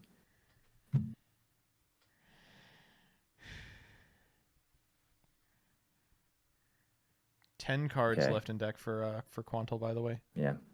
It's just passing. And here's where a card like Scream really shines, because Quano will... Oh, okay, alright, now they both have Scream. Okay, never mind. Never mind. I think Quano's actually in a good spot, though, because Quano has Rukalos, he has Scream, he has Keldo. So, like, lots of interruption points. Keldo is just huge here. I mean, we have, 2 Keldo in deck for Fuji, and that's it? Oh, yeah, Fuji has 2 Keldo remaining. Yeah, okay, so, yeah, we knew Sheeran and Havness were in hand. This is because nice. Orange Light got rid of itself in a Geo. You get to go Sheeran here. If they Lulu, you Havness, and then we just play the old roulette. and then you mill 6 and just pray. Yeah. I mean, it's not good for Fuji though because Quano is also milling 3. Yeah. Could mill Rhino. Ooh, that's no good. I mean, at least these mills will be staggered. So like, This forces the Keldo at a time when it could still yeah. There's a conceivably hit world another main. where Quano Keldo's here, and then Fuji can still mill like Havnus or Merly. But the thing is, if Quano mills Medora, I think the game's just over. Yeah. How are we doing on Mudoras? Well, we can't mill Mudora, I've just learned. Oh, he's out of Medora's. Okay. We have to hit Keldo, and that doesn't do anything because we just Keldo'd. Yeah, Keldo's the hard ones. Yeah. Okay.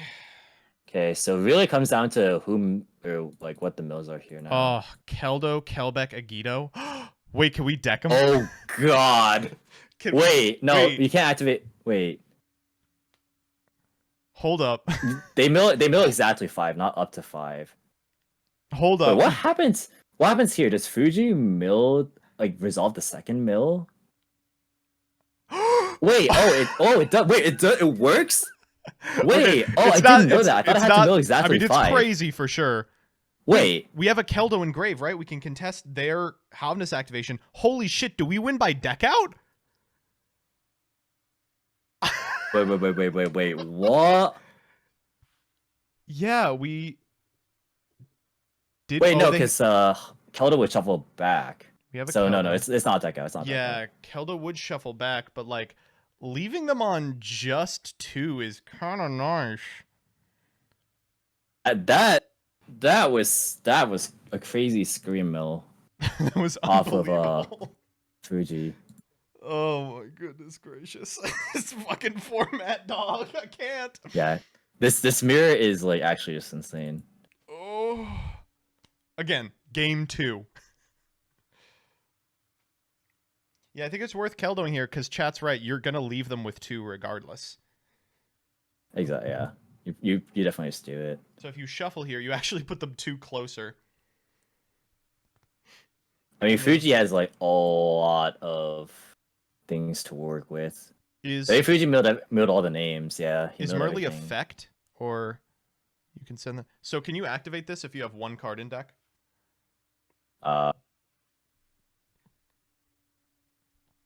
No, you can't. So it's a 50-50 if they hit them early, it just doesn't do anything. Oh, and the Havnus doesn't do anything either. Oh my god, did we weasel our way out of this one? We just have to out the Lucaros on field and then we win?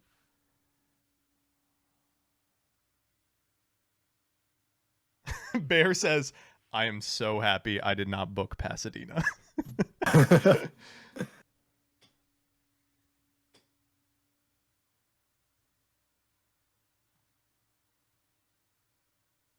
What's going on here? Yeah, they're just deciding. Okay. Okay, so we're shuffling the 2 back, unsurprisingly. They fail to resolve. What was that? Sorry? What the hell was that? Huh? Did Fuji not activate?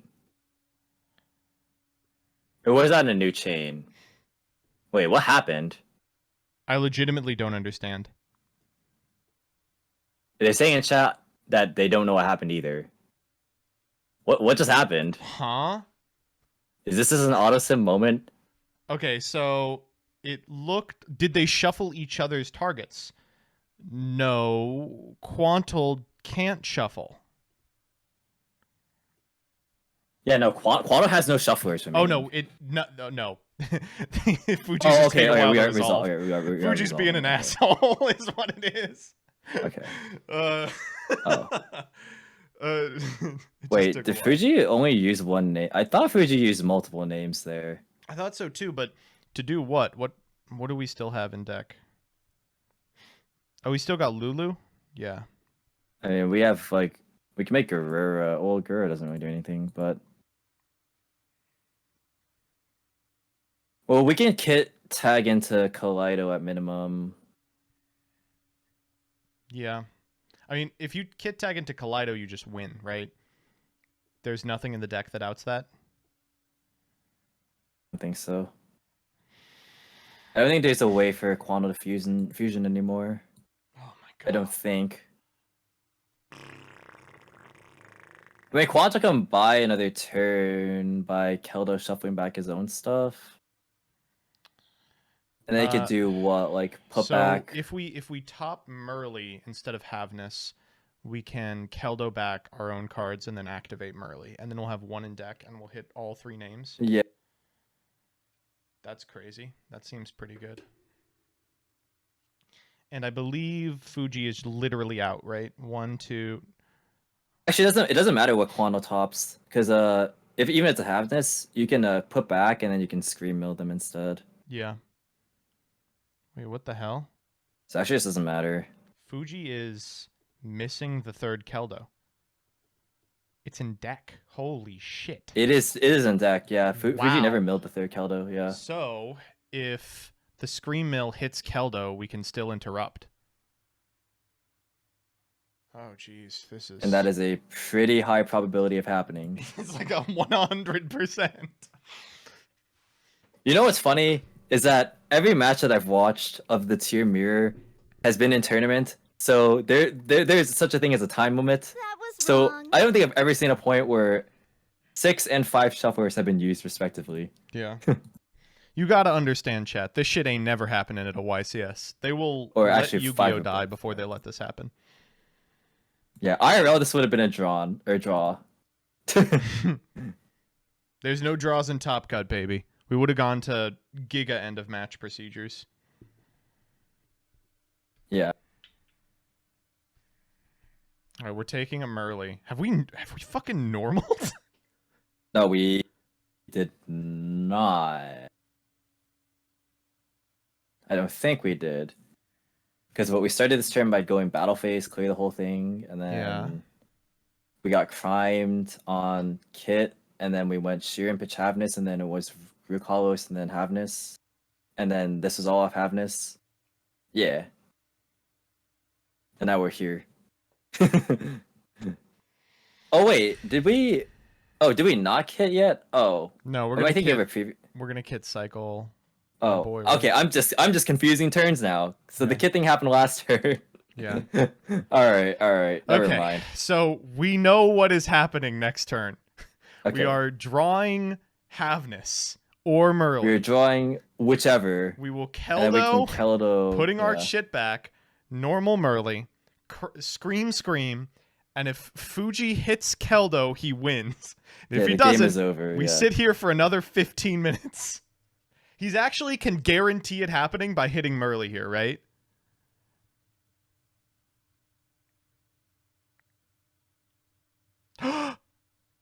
Wait, what is this? Looking dark. Let's see.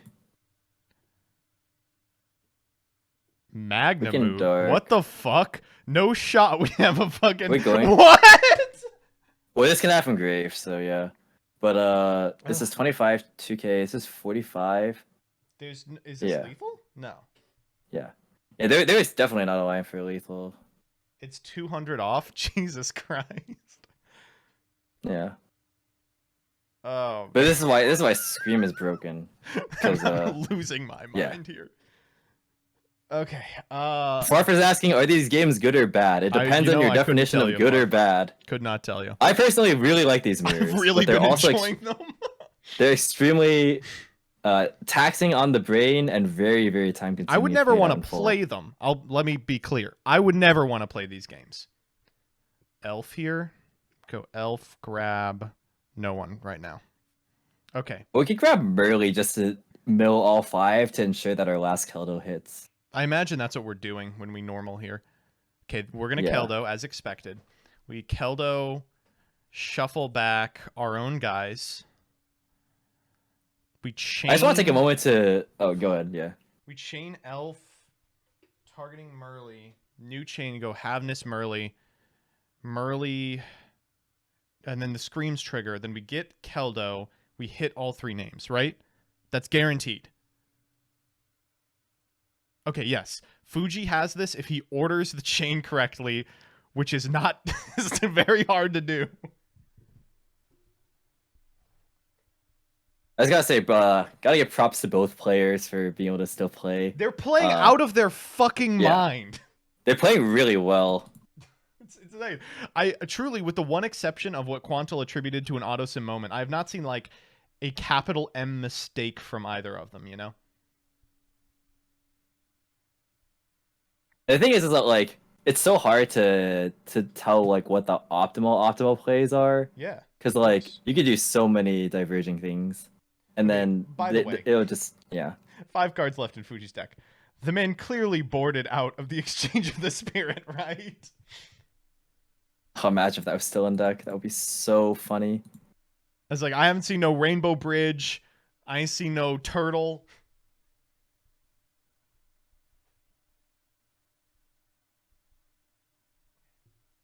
Okay, so putting back Havness on Quano's side makes me think that the Havness is the top deck. Okay.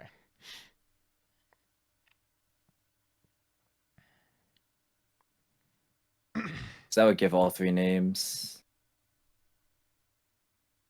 We have to... Don't we have to elf on open game state? Hmm. I guess it doesn't matter? No, it totally does. I think it does matter. Because if Quano goes normal Havness and then goes Scream 1 and then Fuji does Scream 2, Elf 3, then there's a chance... Yeah, there's a chance that Fuji just doesn't mill the Keldo in time for the 3 tier triggers. So there's 1 Keldo milling 3 in 6 cards. So it's a 50-50 chance at this point. Yeah, I think Fuji was actually supposed to... No, you can't do it on open because they chain Havness, right? And then they hit the... Oh, that's true. It's the same thing anyways, yeah. Yeah, it's the same thing. Fucking match. Actually, it's actually actively worse. Yeah. Yeah. Ooh, and we did miss it. Oh, we missed. Or I missed. So we go Murley, Sheeran, Havness. Then we go New Chain, Murley. We hit everything. Well, this would be same chain, no? Does Fuji have more Aquas to send? I don't know. From deck? Because no that also could determine if Fuji decides to Kaleido here. Fuji can also fuse with the Murley that he hits. We are entering the second hour of this best of 3. We've been in that like over an hour. This is what happens when you let these matches play out in full. Like, this is just what'll happen.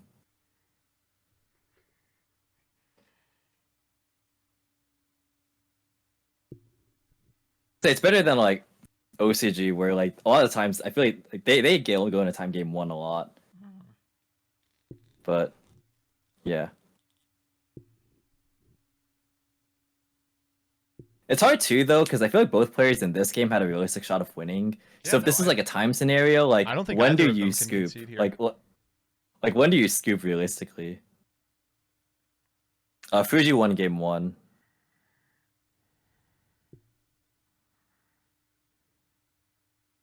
So yeah, Fuji I think is determining if he wants to fuse with Murley and if he wants to use Kaleido. I feel like Kaleido here is not really productive. But like, if you put back Murley, you have another Aqua to be able to send off the Murley build 3 on your field. So then you can like send Murley and then Kaleido at that point. But that's like yeah. It's just rough for... Okay, we are going Murley. For a number of reasons, because like... Oh, we're milling first. Oh, okay, that's just a guarantee that we have. The Keldo last card, by the way. Yeah, Keldo, yeah. That's to ensure that we get Keldo into grave. We also have Havness, yeah, so we get the spin if we need. Yeah, we let this one resolve, and then we let all of them resolve. But the problem here is, like, even if Quantal does everything, he's got 200 life points. Like, can't ever leave anyone at attack. He needs to play major defense, yeah. Yeah. Lulu. Here's Rukalos. Going shuffle 1 card. Dragostapelia. Stapelia. Which will contest one of these. Actually, it's interesting that I think Fuji had the chance to put Elf or to protect the Kaleido with Elf last turn, I think. This is the Kaleido. 3, so that's for Kaleido.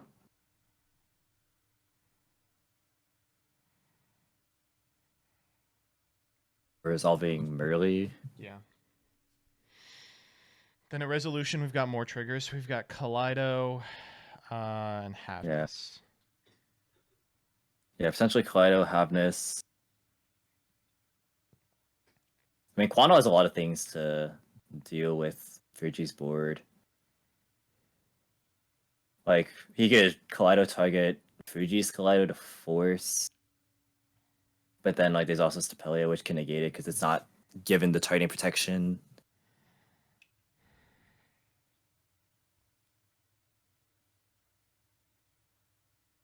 How long has this been? This game in particular has been about 40 minutes.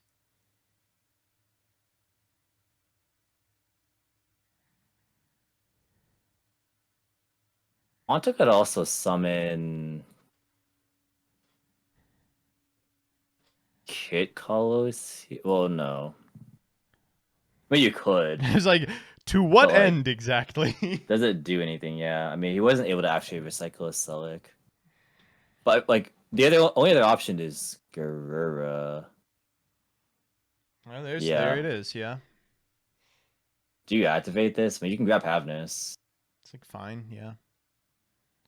There's Kaleido. Okay, so That's 1 the turn Kit, player 2 triggers. Kaleido. Yeah, the Kaleido target, I think, dictates what Fuji does. Kaleido target has to be the Kaleido, right? Now this is gonna certainly force out Fuji's Kaleido, because Havness was milled. Yeah. So you go Havness Havness, Kaleido. triggers. Yeah. And if you get Kaleido, you get Stapelia on Kaleido, probably. I just want to hold it. Did Fuji recycle back his Stapelia? He did. Yeah. Oh no, he didn't. It's still there. What's left in the tank for Fuji, actually? Not much, right? Yeah, so Fuji also can only really summon Kakalis or Garura. Or actually, wait, did he go through Mud Dragon either? No. No. Okay, so he can go Mud Dragon if he wants, but I mean, I don't know, Mud Dragon seems kind of mid here.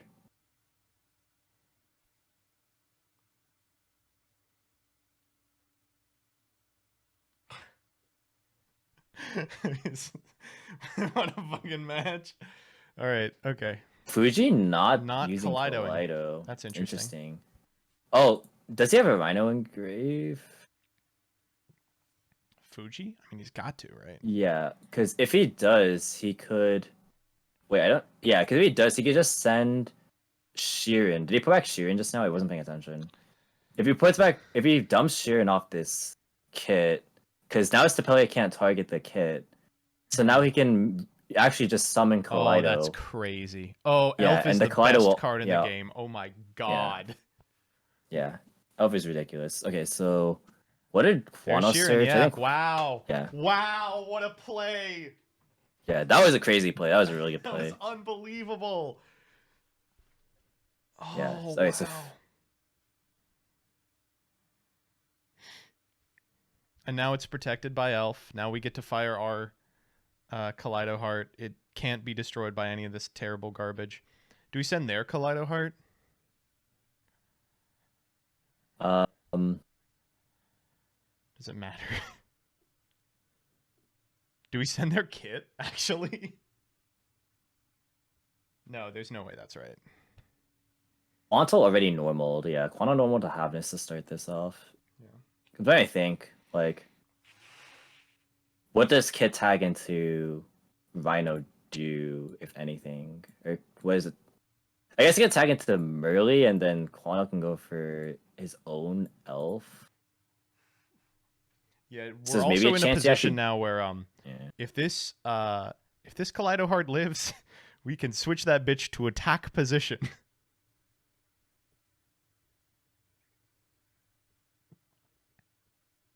But this spin back, yeah, I think it has to Going be Kit, Kit. yeah. Yeah. I think that makes sense. So like Quano only has tier cards left in deck. Yeah. So like if you let him get to Elf, then like that's just not gonna do. It's not gonna end well. And that's like the only way. Unless wait no, Quano put back Dark, right? He did, yeah. So Quano can actually go for Dark and Elf. Dark, like, prompt the Keldo into Elf.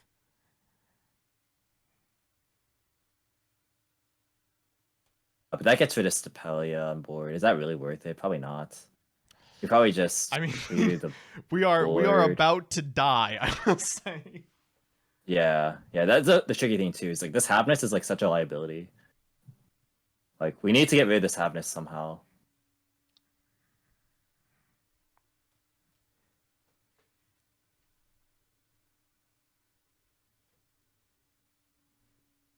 A smart play on Fuji's end. Fuji's, I mean, he's so fucking good at Yu-Gi-Oh! Honestly, I probably would have misplayed there. I was probably activating that Kaleido Heart, not thinking that like we just resummon it.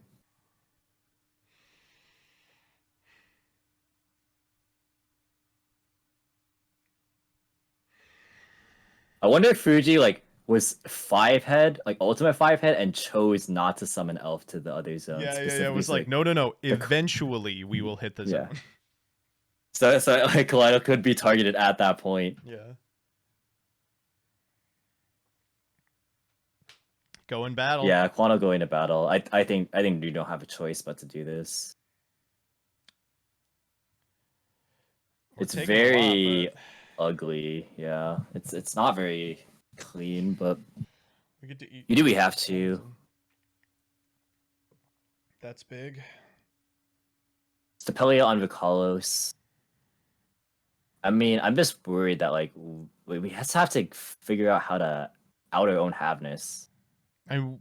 Right now we're dead to switch to attack. Attack with pretty much anyone. Also, we have to out our Stapelia. Yeah, we have to out the whole board. Also smaller. Yeah. It's just like, ugh.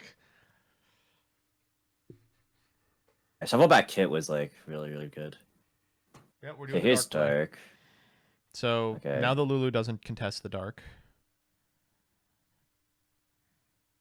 Because it's negated now.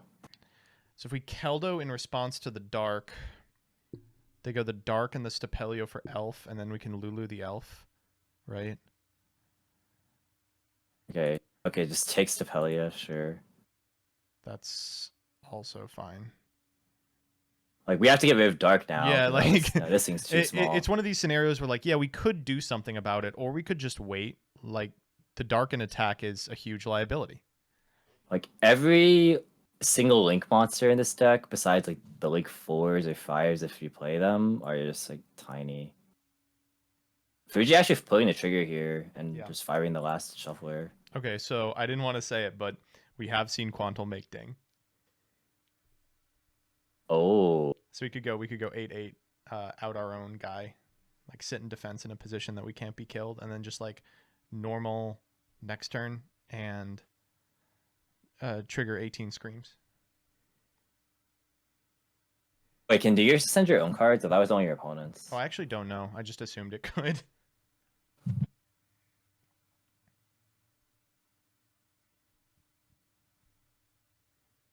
I mean, this is still good for Fuji anyways, even if he, like, whether he had that knowledge or not, just because, like, this is a way to get back Stapelia on the board if necessary. I mean, like, realistically, Fuji's win con is just, like, attacking for game. Yeah. No. Okay, here's Elf. We can Lulu this, right? Yeah, we can Vicalis this now. Oh, well. Or we choose not to. Did we use Vicalos?